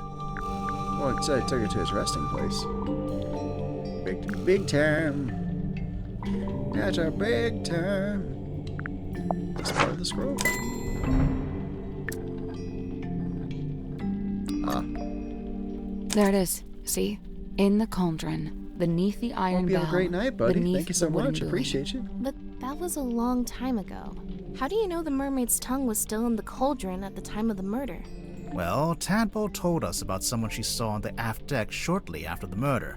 She described it as a demon, with a single horn and glowing eyes. Thank you so much. The culprit wearing the mermaid's tongue. Right. Delicious. We figured they'd just taken it from the cauldron after killing Mortuga. So the culprit knew about the mermaid's tongue? Knew what it was? Knew how to use it? Definitely. But Mortuga never really told us about any of this. How did the culprit know about it?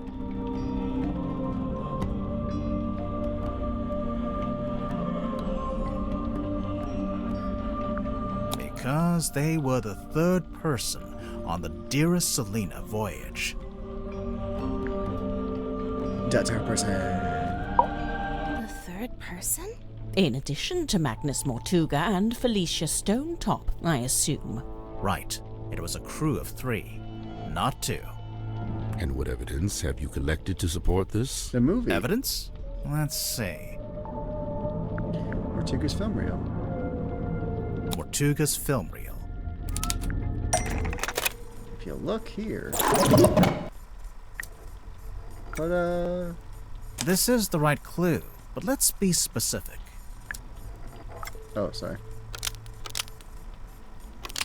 Oh yeah, look at that. Spooky. Let's see. The audio recording of Mortuga opening the black box. What recording is this? I really don't know why you're here. This doesn't concern you. Even if it does, it is wholly unrelated to our unfortunate voyage.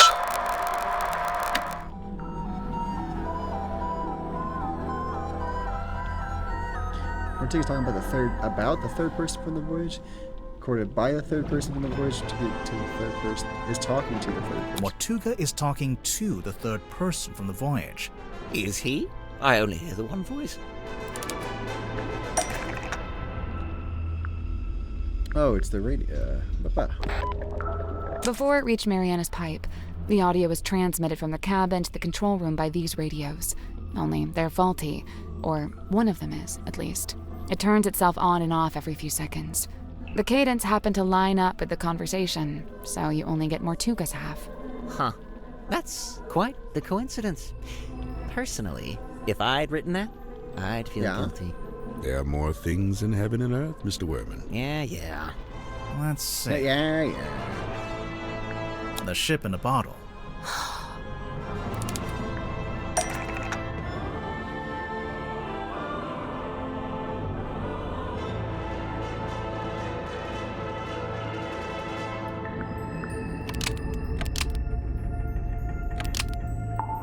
Ship in a bottle rattles when you shake it because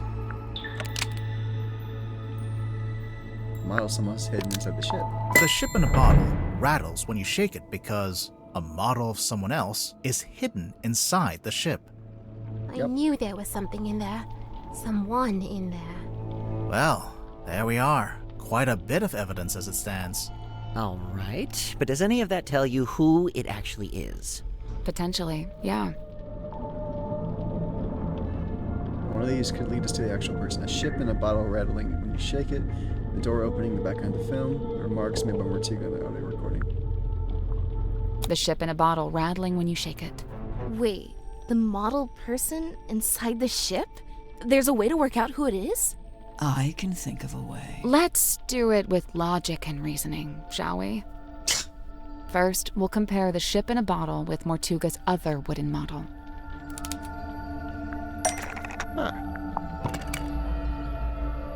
The model town.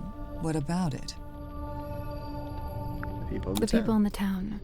I'm not so sure. Let's think about this. The model town. What about it? The people who aren't in the town. What do you mean? Mortuga and Felicia aren't in the town because they're on the ship. Selena too, I suppose, since she's the figurehead. I don't think they're who she's talking about. It's important to remember that the model town is specific to Mortuga's life. When adding the model figures, he only included people he had dealings with. And he only detailed the buildings he was familiar with. The rest are just generic blocks. With this in mind, there's someone else who should be here, but isn't. Oh?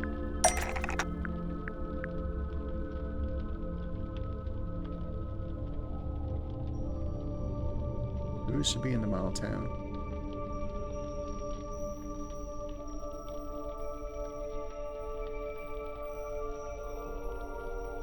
Let's say Godric. Mortuga made a detailed model of Grip's shop. It's not a generic cube like everything else. Which means there should be a model of Grip himself. But it's not there. But why would Mortuga include Grip in his model town? Did they know each other? And if they did, how did Grip end up going along on Mortuga's ship? He's the...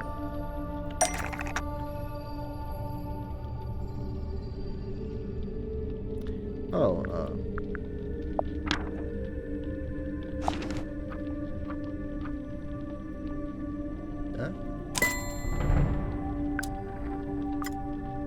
There's a sticker on the back of the map. It's a service record from Grip's shop. Mortuga hired Grip to interpret the ocean map, which he did. But Grip didn't ask for payment in money. Instead, he asked to come on the voyage. He must be a navigator. This isn't proof. Not really. Well, there is one thing we could... Do it. If you don't, I will.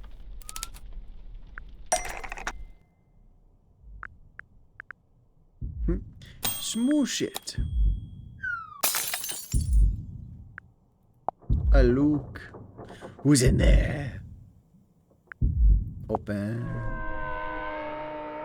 My boy Grip is in there. Grippy goo. Are you a bad boy? Mr. Grip being on that ship isn't actually evidence that he murdered Mortuga. What about the murder weapon? What happened to it? Right. Nor is this evidence that he used the mermaid's tongue. Wouldn't he have needed that special key? Grip still has the murder weapon and the key. Grip still has both the murder weapon and the key.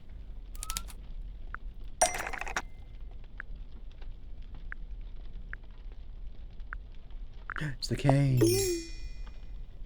That's not it.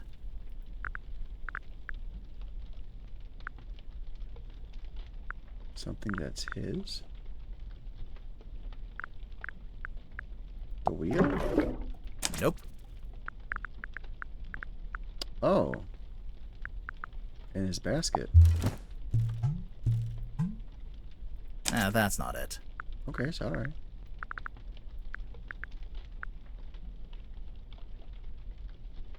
Compass.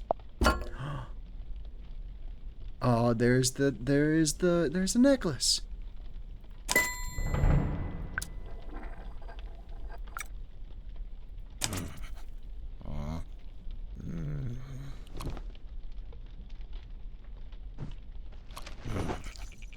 Hi. I guess this is it.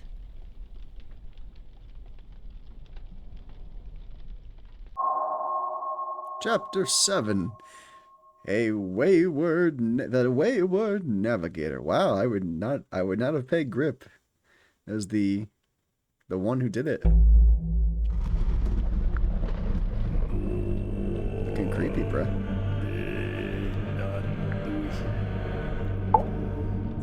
What happens now? We call the cops or what? With what? Well, the cell phone. Oh, yeah, no signal, huh? Ah, the villain reveals himself. Another classic literary trope. Let me guess, he's about to monologue about why he did it. I'd be disappointed if he didn't. Looks insane. What do now, we do? doesn't What do I do? Should I put him in the brig? There's a brig? I was thinking maybe we could use one of the bunk rooms. We could lock it from the outside. Let's cross that brig when we come to it. Sally. Sorry.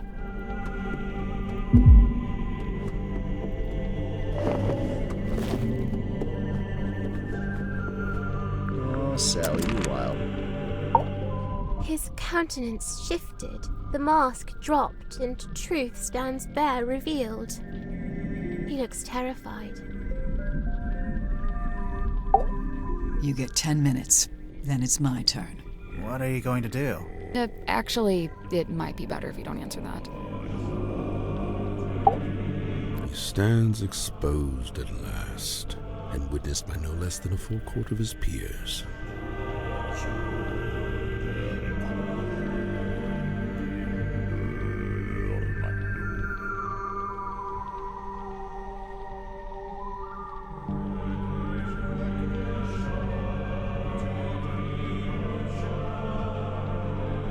Yeah, well, we kind of backed him into a corner. Literally. That's true. I wonder, is it bravery or surrender? Accepting that your world will render. Nothing. Fascinating, but not wholly unexpected. Oh no? You had it sussed out? To a certain extent. You could have told us. Saved us some time. And what if I'd been wrong?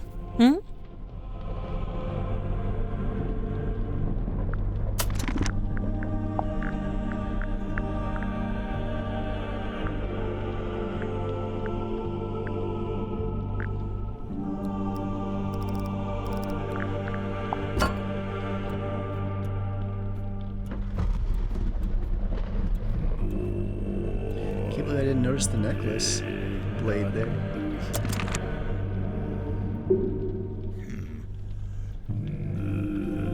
Alright, here we go. Plot the unplottable, chart the unchartable, measure the unmeasurable. A hollow promise, such feats belong not to mortal hands. But after years of fraudulently offering this to others, I began, in earnest, to yearn for it myself. A quiet desire to journey into the unknown, to quantify it. A lifelong coward, I could never convince myself to act on it. I tell myself as an excuse that I never had any kind of opportunity to act on it. Until one day, I did.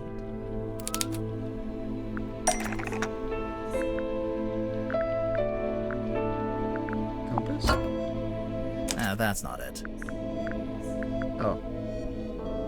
Dumb map. Dumb map. Mortuga sought me out. Sought out my services. Not because we were friends, but simply because I was the one with the skills to interpret that inscrutable map of his. Sensing an opportunity at long last, I refused financial payment for the work. Instead, I asked to be brought along on the ensuing voyage. Mortuga was surprised by the request, but he ultimately agreed to my terms. Such was his desire to interpret the map. The work was done, and so we went.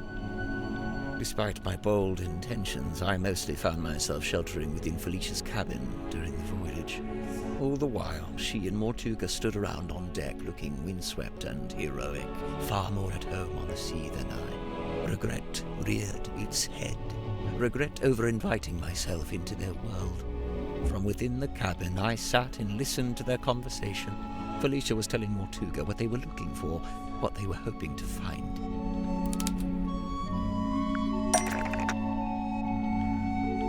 What was she hoping to find in the voyage? Was it the mermaid's mask? Mermaid's tongue? Did Felicia know what it was before she found it? Somehow she did. Her description to Mortuga was thus: a mask worn over the head. It facilitates communication with an ancient being of eternal mystery. That's really how she worded it? With the right contraption in your pocket, even the great unknown may be quantified and calculated. And here it was. Not a map, not a compass, but a communication device. A translator. Besides knowing what it was, Felicia also knew how to find it. How its location in the ocean would be marked with a wooden buoy that glows with green light. We waited. Night fell. But before long we were indeed signaled by this very light, and the buoy was sighted. Mortuga hauled it up, pulled it all up, right onto the deck. It was heavy, but he was strong. The bell. The bell and the cauldron locked together to form that single shape. Mortuga went to unlock it by himself, but Felicia cautioned him against it.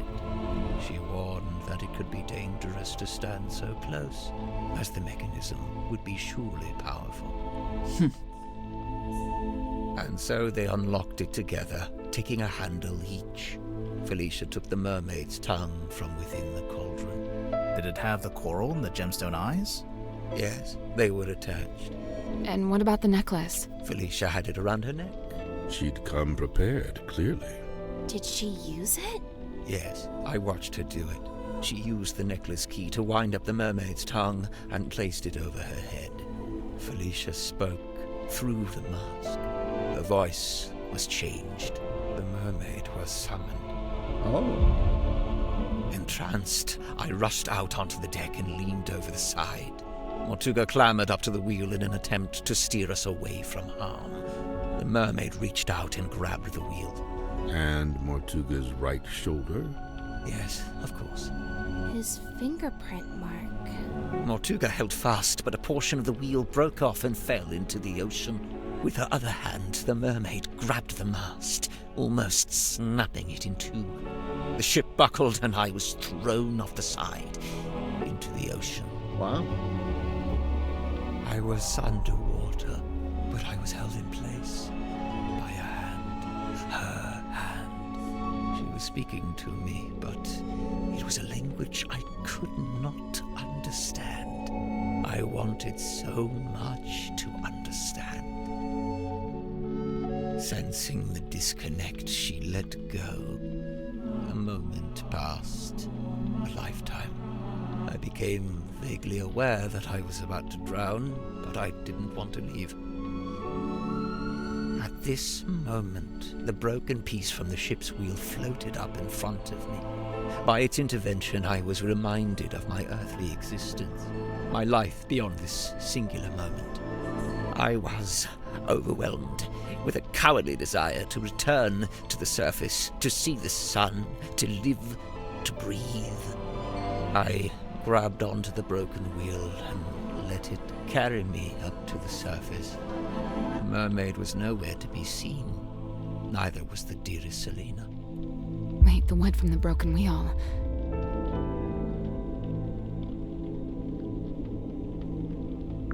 It became the cane. It eventually became Cornelius Kane.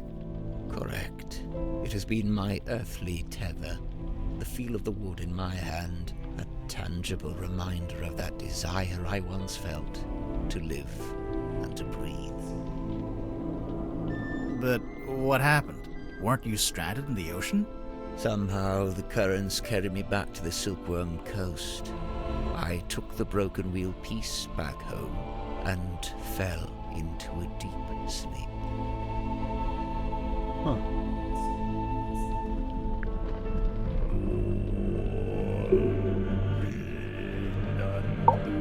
Fascinating, but not Oh, whole no? to a certain. You could have told And me. what if I'd been? After I awoke, I went looking for Felicia. Not Mortuga. No, Felicia. She had been the one wearing the tongue. Felicia had been the one wearing the mermaid's tongue. Correct. Given what I knew of its function, I surmised she may have understood what the mermaid had said to me. I went to the Stone Top Inn, but Felicia was not there. I searched through the empty building until I came to Mortuga's room. I was encouraged to see that he had at least retained the wooden boy and the iron bell. Mortuga was in his bed, asleep. He looked ill, weak. I woke him up. I asked him about the mermaid's tongue. What had happened to it? Where was it? At first, Mortuga said nothing. He merely looked at me. He told me that he and Felicia had locked it away in the cauldron and thrown it back into the ocean. He said they'd kept the wooden boy so that nobody else would ever be able to find it, and they'd kept the iron bell so that even if someone was to come across the cauldron, they wouldn't be able to unlock it. I was horrified to learn this. My only chance of summoning and communicating with the mermaid lost beneath the waves. Or so I thought. Did you ask about the necklace key? Mortuga hadn't mentioned it, and I did not ask about it. At that time, I simply assumed it had been left in the mouth of the mermaid's tongue and thus would be in the cauldron. I demanded that we take the dearest Selena back out on a second voyage to recover the sunken cauldron. Mortuga said it was impossible. For one, the dearest Selena couldn't recover it from the bottom of the ocean if it was not attached to the boy. And secondly, Felicia had decommissioned the ship and it was being taken apart at the shipyard. In explanation, Mortuga handed me a folded piece of parchment.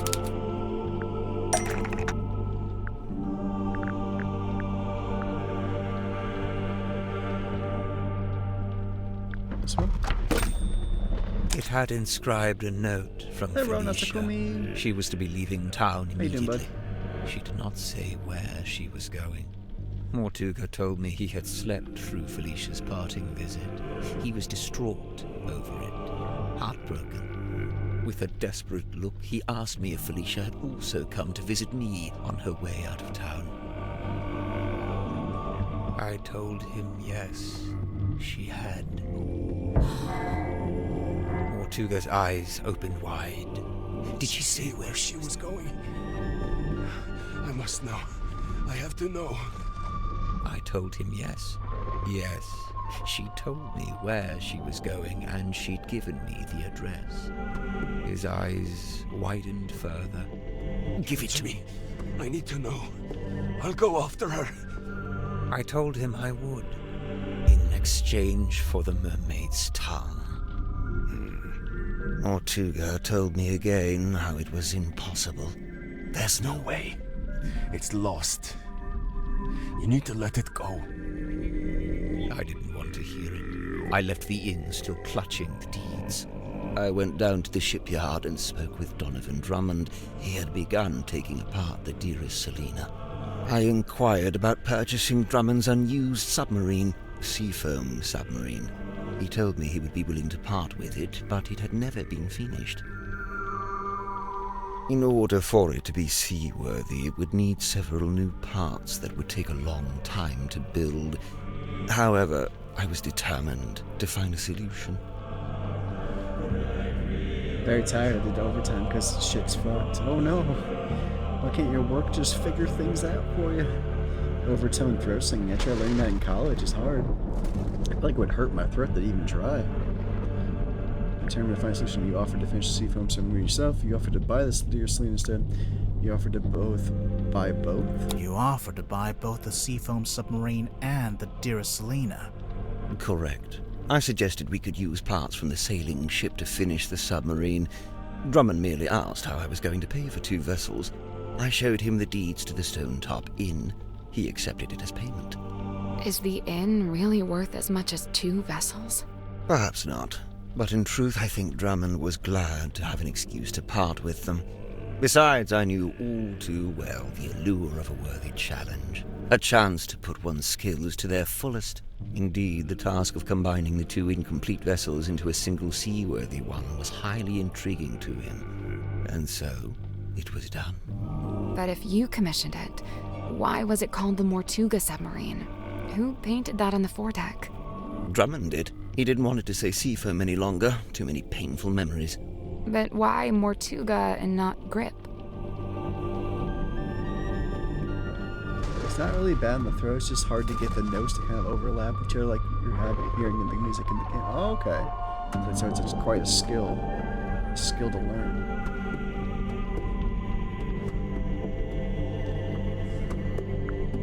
Because Grip paid for it with the inn deeds, which were in Mortuga's name. Right. Drummond assumed I was merely acting as intermediary for Mortuga, the true buyer. Did you tell Mortuga what you'd done? I told him of my intention to return to the ocean in a submarine I was having constructed. He wasn't happy about it, but the submarine took months to complete. That was enough time to convince him to come with me and help search for the mermaid's tongue. He only came with you because you were pretending to know where Felicia had gone, and you were withholding it from him. Correct. What were you going to do if and when Mortuga realized you'd been lying to him? I was a music major, and I can't remember if I told you that. No, I don't think you might have mentioned it, but that doesn't ring a bell to me. It was worth the risk. There was no question of leaving the mermaid's tongue at the bottom of the ocean. But it wasn't lost in the ocean. Mortuga had it the whole time. Correct. As I had lied to him, he had lied to me.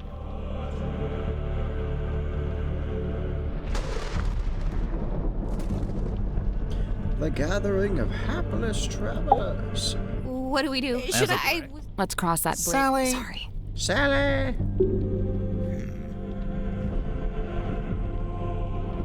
He's got that crazed look on his face. Mortuga smuggled the mermaid's tongue onto the submarine before we left. He didn't want to leave it behind, but he didn't want me to know he had it. Smuggled? How?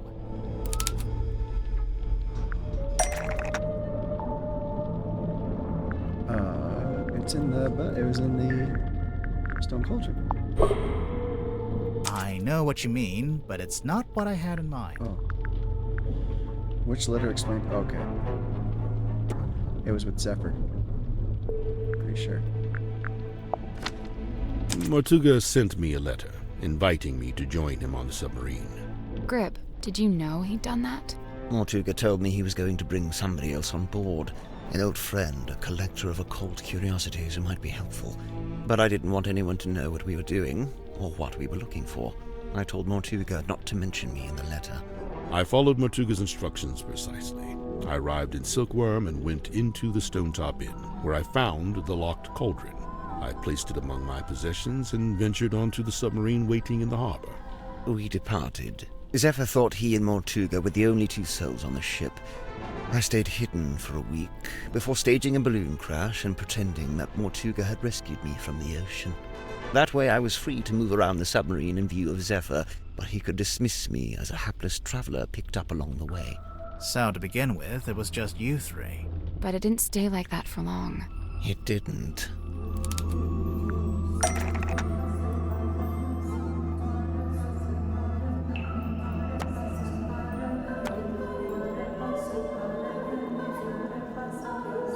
It's a very common technique of singing in the East Asian areas, especially up in Mongolia, down in India, and throughout the Himalayas. It's very difficult to learn, but once you learn it, it's very easy. And what I've been told, definitely an art form. A lot of monks, especially in the Buddhist temples, are like, ooh, nice.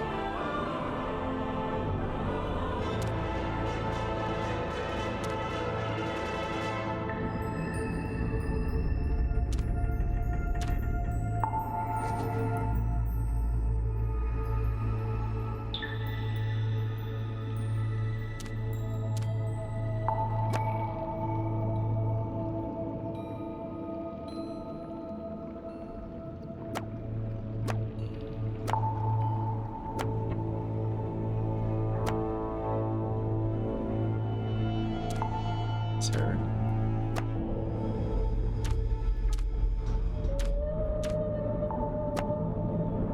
Safe from drowning, offer to take over from Mortuga's way of freeing him from his burden. Asked to smuggle the mermaid's tongue onto the submarine, stole the mermaid's tongue from the airlock and put it in the cabinet of curiosity. Commissioned the submarine as a way to search for the mermaid tongue. Was with Mortuga when they opened the black box and discovered the necklace key. Invited to work alongside Dr. Zephyr in the dream chamber, performed a magic act for Mortuga which appeared to make him miserable. More to perform magic act in the illusion theory.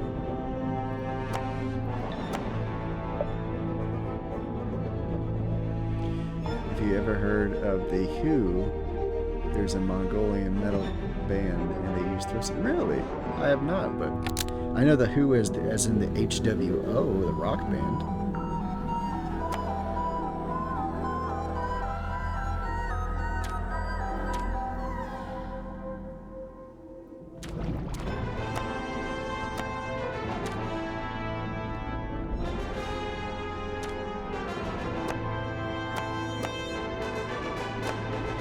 So you wrote a contract to which she found out his death. Forged signature. Smoked. Skilled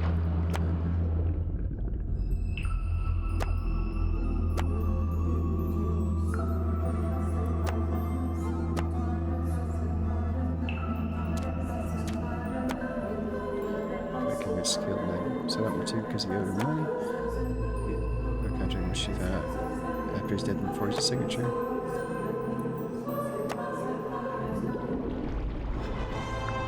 Nope.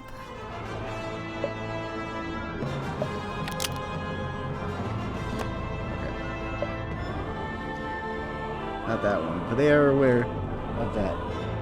They are aware of that have and did. Oh, okay. Well, that's about the long and short of it. No. What? You can't leave it like that. You've left them with misconceptions. You should tell them what you know. All of it. What do you mean? Misconceptions? Maybe one or two, yeah. What misconceptions?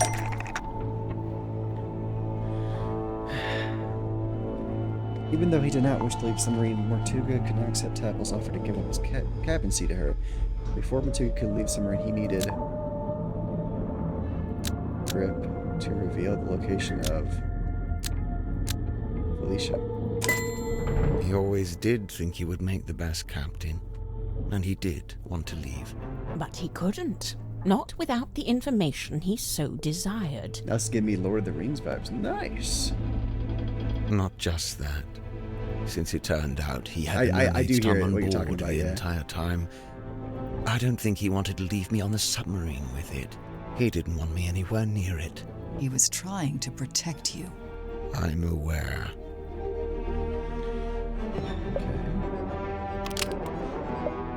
Then it became captain because the command. Because the coming, but it has another page I discovered inside. The message in a bottle. Mr. Mortiga did decide to create the command hub. They showed him the indeeds. Every 10%. So, who was it for? Me. Once Mortuga found out the Indeeds had been used to pay for the submarine, he realized for the first time that he was its legal owner. He really hadn't known that before? No, he'd always assumed I paid for it with my own money. I think you're still alive watching the whole ass Hercules movie. Are you good, buddy? I think we're getting close to the end here.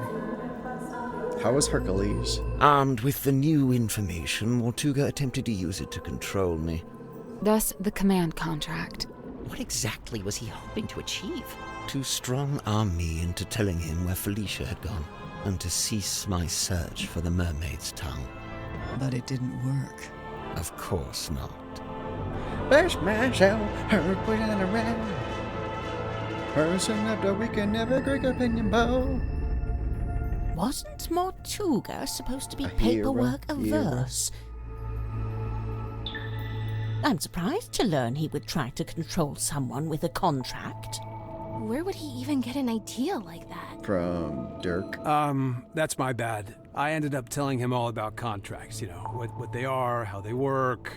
I guess Mortuga thought if I could be controlled by a contract, maybe someone else could be too.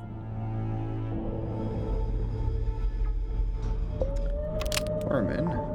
We're lured on the submarine by a handwritten letter, but it actually wasn't from who it claimed to be from.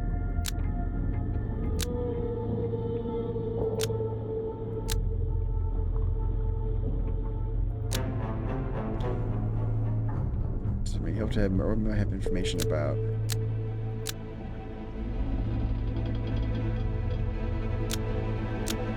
Alicia?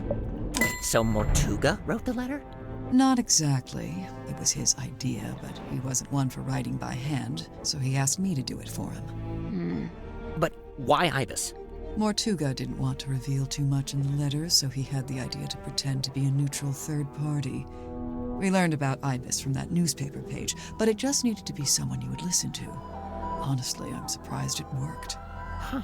This explains why Mortuga kept asking about my father. Oh yeah, I was wondering about that. He wanted to know where Felicia went. Were you able to tell him anything? I love Hercules. Me too. Hercules rocks. Afraid not. I haven't spoken to my father in years. Do you think he would have known anything about Felicia? About what happened to her? It's possible. Watching Symmetry perform, Lady in the Looking Glass did not make Mortiga miserable. He's already miserable because he had just found the warning envelope which informed him that Felicia had died. I don't think that's right.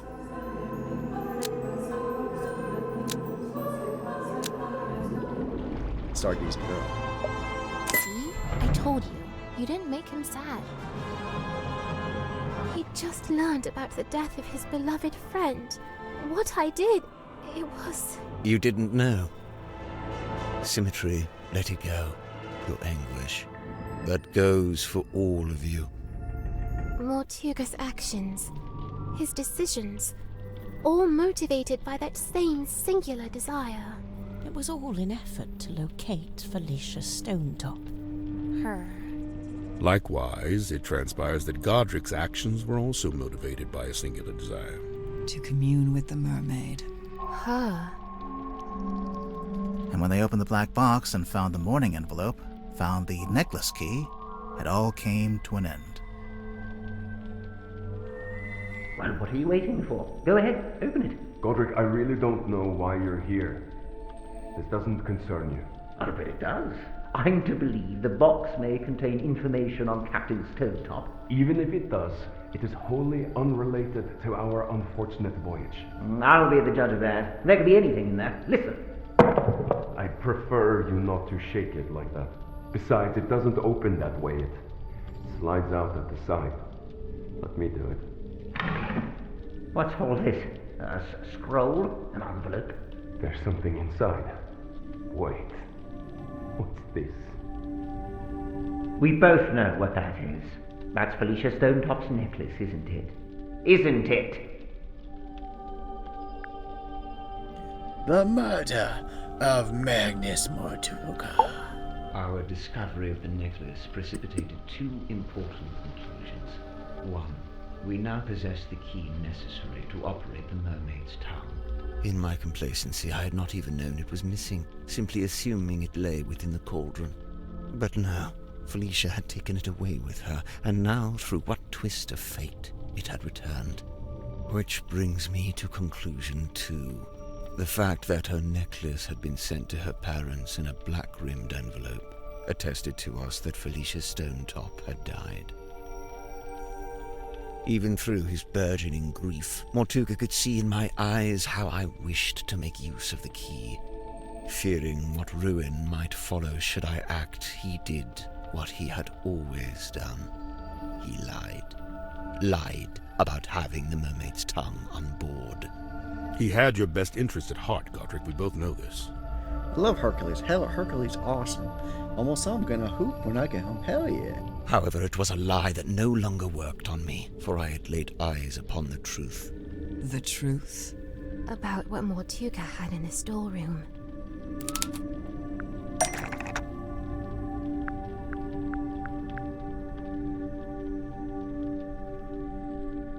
To Godric received it confirmed Mortuga was keeping the cauldron in a submarine.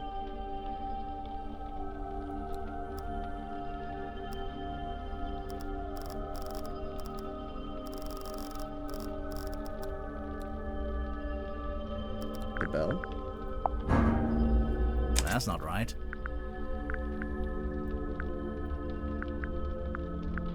A drawing. Ah, this thing? That's not it. Nope, okay.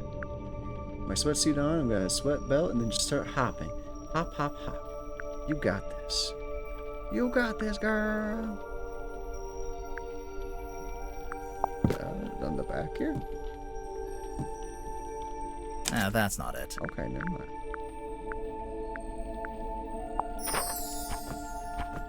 Is it actually this poster? Correct. I had seen Symmetry's drawing of the cauldron. He asked me to change it. Hopping, hooping. I was going to change it. So now you had everything you needed. The key, the bell, and the mermaid's tongue itself, albeit locked in the cauldron. On that note, I had also surmised Mortuga's reason for rigging the iron bell onto a winch above his desk. I concluded that he had set it up this way so that he could unlock the cauldron and access its contents himself. You think he wanted to use the mermaid's tongue? Infinity hoop. You'd nice. like to suggest Mortuga would be immune from such things? I've seen those. I concede it may have been an alluring prospect, but actually choosing to act, it displays a dangerous hubris. Well, maybe he just wanted to be able to get to it, but not actually use it, you know? Grip, did you actually accuse Mortuga of wanting to open the cauldron? Of wanting to use the mermaid's tongue? I did, and he flatly denied it, which caused an argument. Truth be told, we were both sick of each other. The last vestiges of our mutual decorum fell away. He attempted to shut me down with cold logic, insisting that it was not possible for one man to simultaneously turn both dials on the iron bell.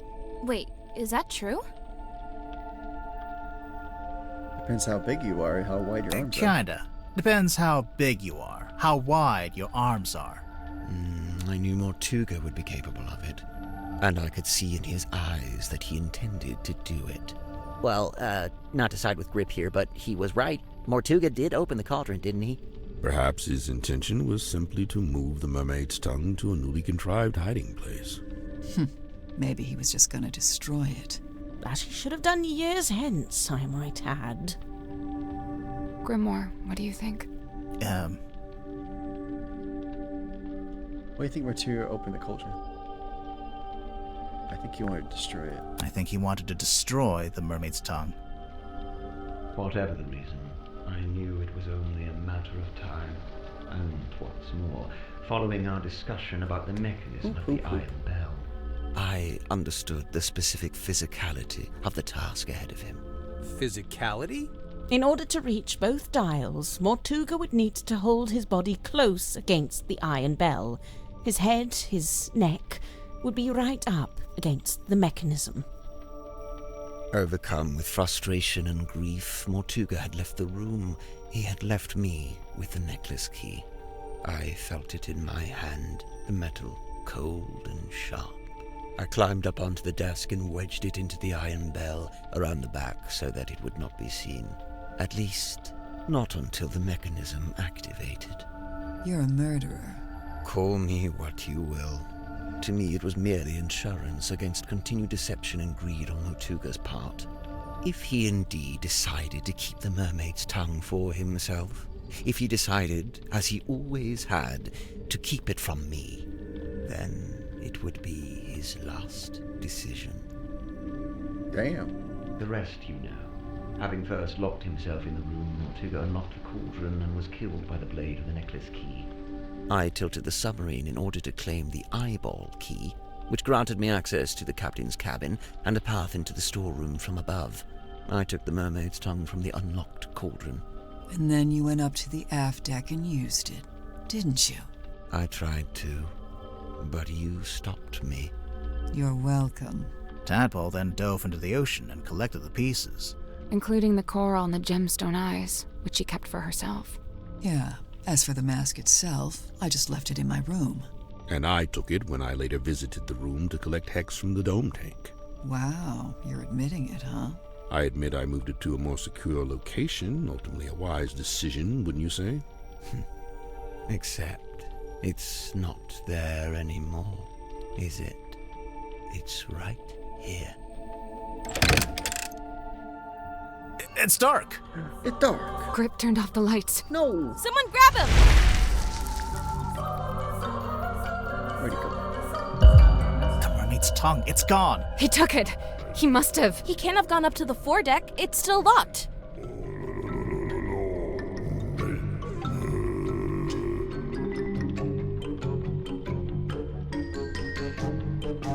What about the aft deck? Let's go. Maybe we...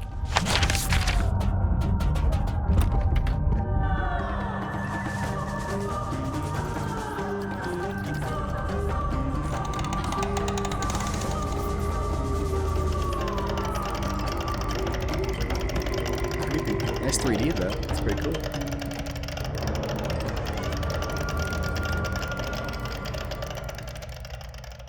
Interesting.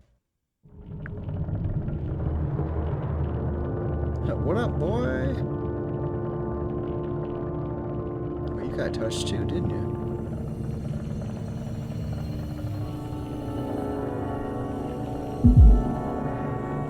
He's wearing it. Are we too late?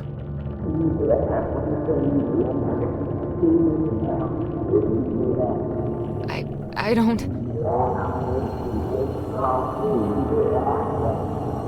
Grip? Are you...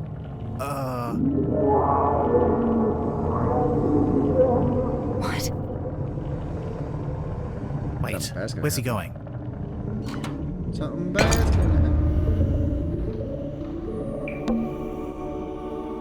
It's the compass. He fixed it.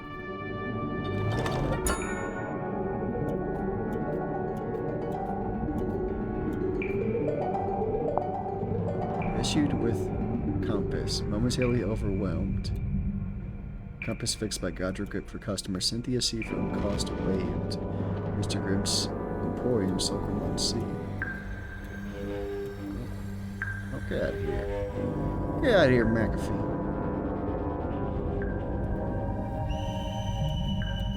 Interesting.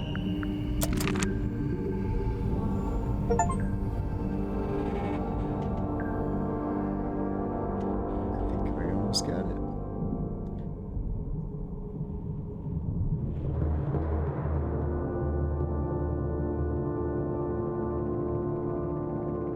There should just be one achievement left then. Yep, one more left. And it's beating the game. Alright, let's do it. What's he going to do? Should we follow him? I don't... He's locked the door. Can you see him through the window? Through the window. Oh, Jesus Christ, that thing is huge.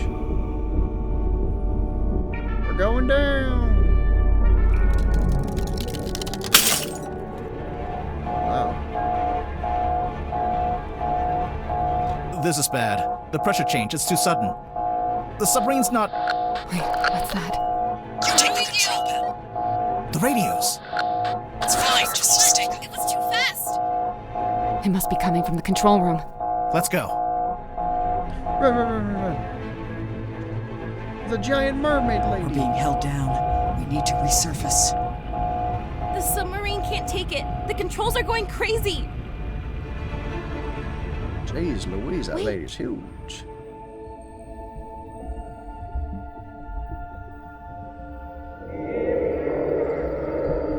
She's got grip.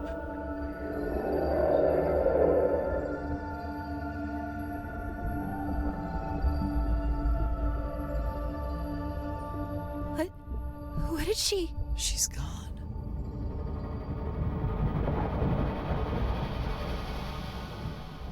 He's like, I'm taking him with me. She let us go.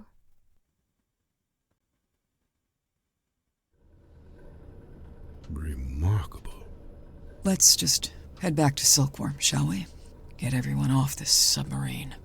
And, Silkworm would be which way? We got moved. I don't know where we are. No stars, no moon. I don't know which way north is. Here you go, bud.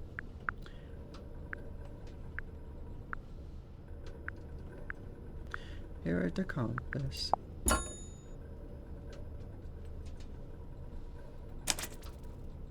He fixed it. He fixed it so we could go home.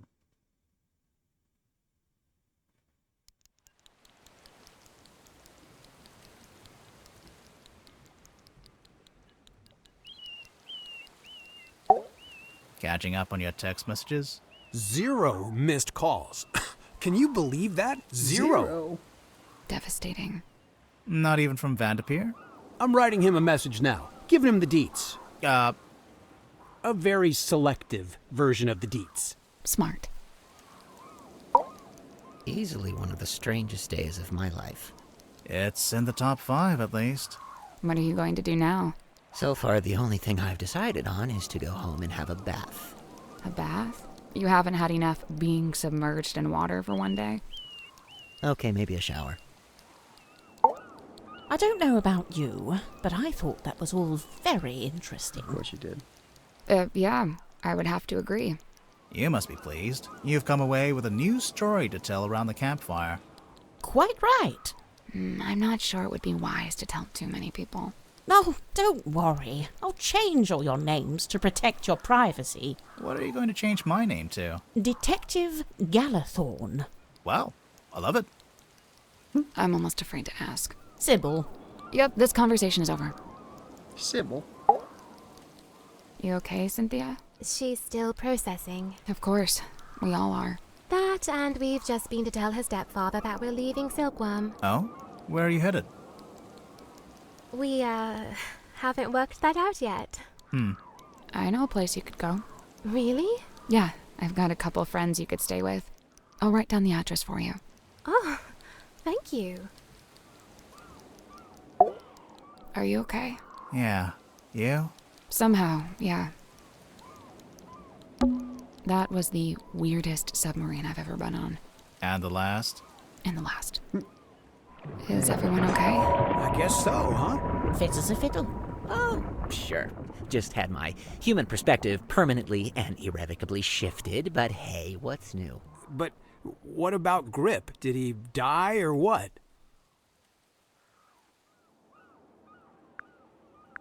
I don't know. But he made his choice. I really don't think it would do us any good to worry about it. Sally, did Did you write down that address for us? Ramen Legend. What? Hey, dude, what's up? How you doing? I'm good, bud. Thanks for asking. We're just wrapping up the Mermaid Mask here. And we solved the mystery of who killed the captain on the submarine, why they did it, what they did it for, and what happened to him after they ran away with the evidence. So it's going well. Thanks for asking. Yeah, I'm almost done. Hope you're doing well. Just writing something on the back to help you out. Oh, like instructions? Yeah, kinda, yeah. You know, I really must be off. Ah, come on. You've got nowhere to be. You're quite right. Nowhere is precisely where I need to be, and I'm rather in a hurry to get there. All right, that was pretty good. I'll let that slide. And, Tadpole and Zephyr stayed on the submarine? Yeah. Are they gonna rename it? Of course not. You've got to keep the Mortuga name. It's like his fingerprint on history. You say that, but by all accounts, he actually didn't like the submarine very much. That's true. It wasn't his choice to be there. He spent all his time trying to work out how to leave. Well, yes, all right. I can see that.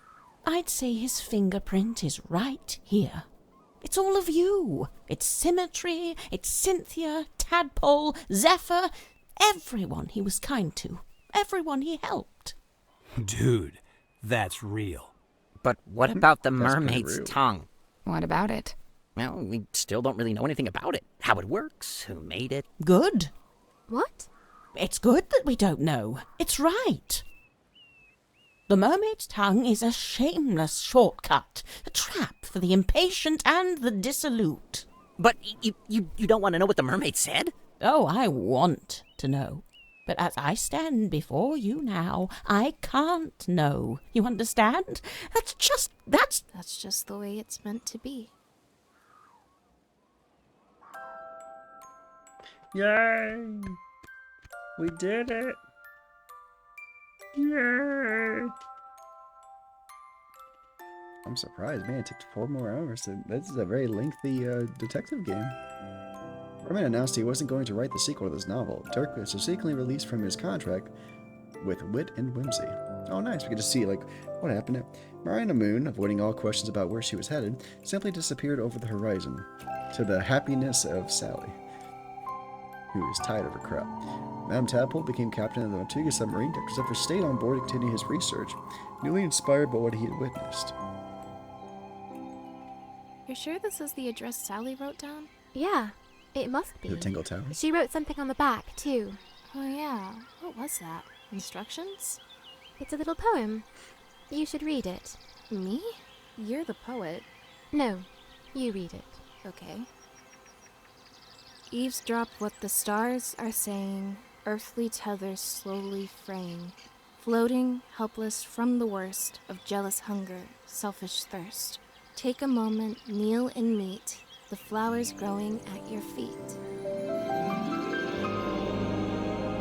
Oh. What's this? Is that where the 2 girls from,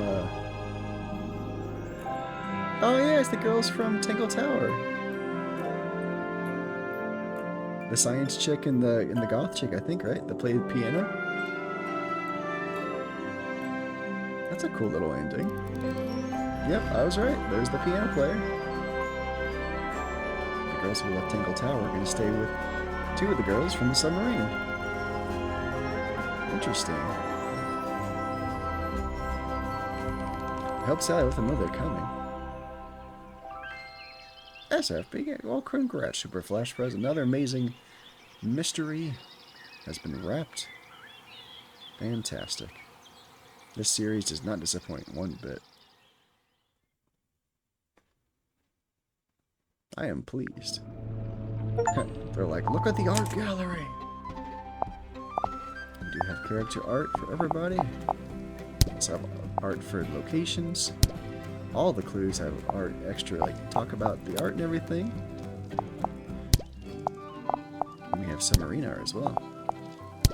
So I will leave it to you to play the game on your own and learn more about each of these characters and where they came from and what the artists, developers, and everybody has to say about them all. So I'm going to enjoy that on my own time, but you should enjoy it by playing the Mermaid Mask and getting that unlocked yourself once you complete the game.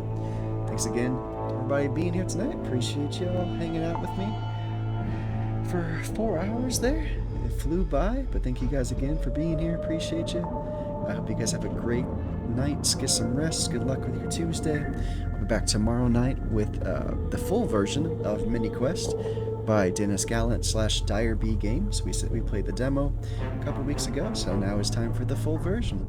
Time for some bite-sized RPG goodness. I hope you guys enjoy, and thank you again for checking me out tonight. I'm going to raid out to one of the lovely people still awake, but I will see you soon, and as always, please game that game.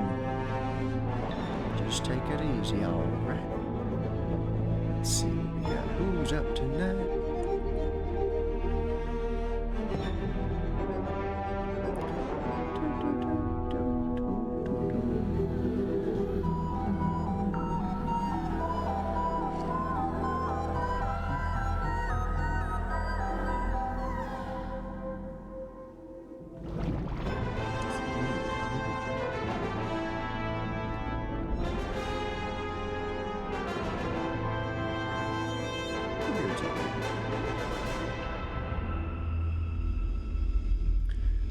Alrighty, we're there. Have a great night, y'all. See you later.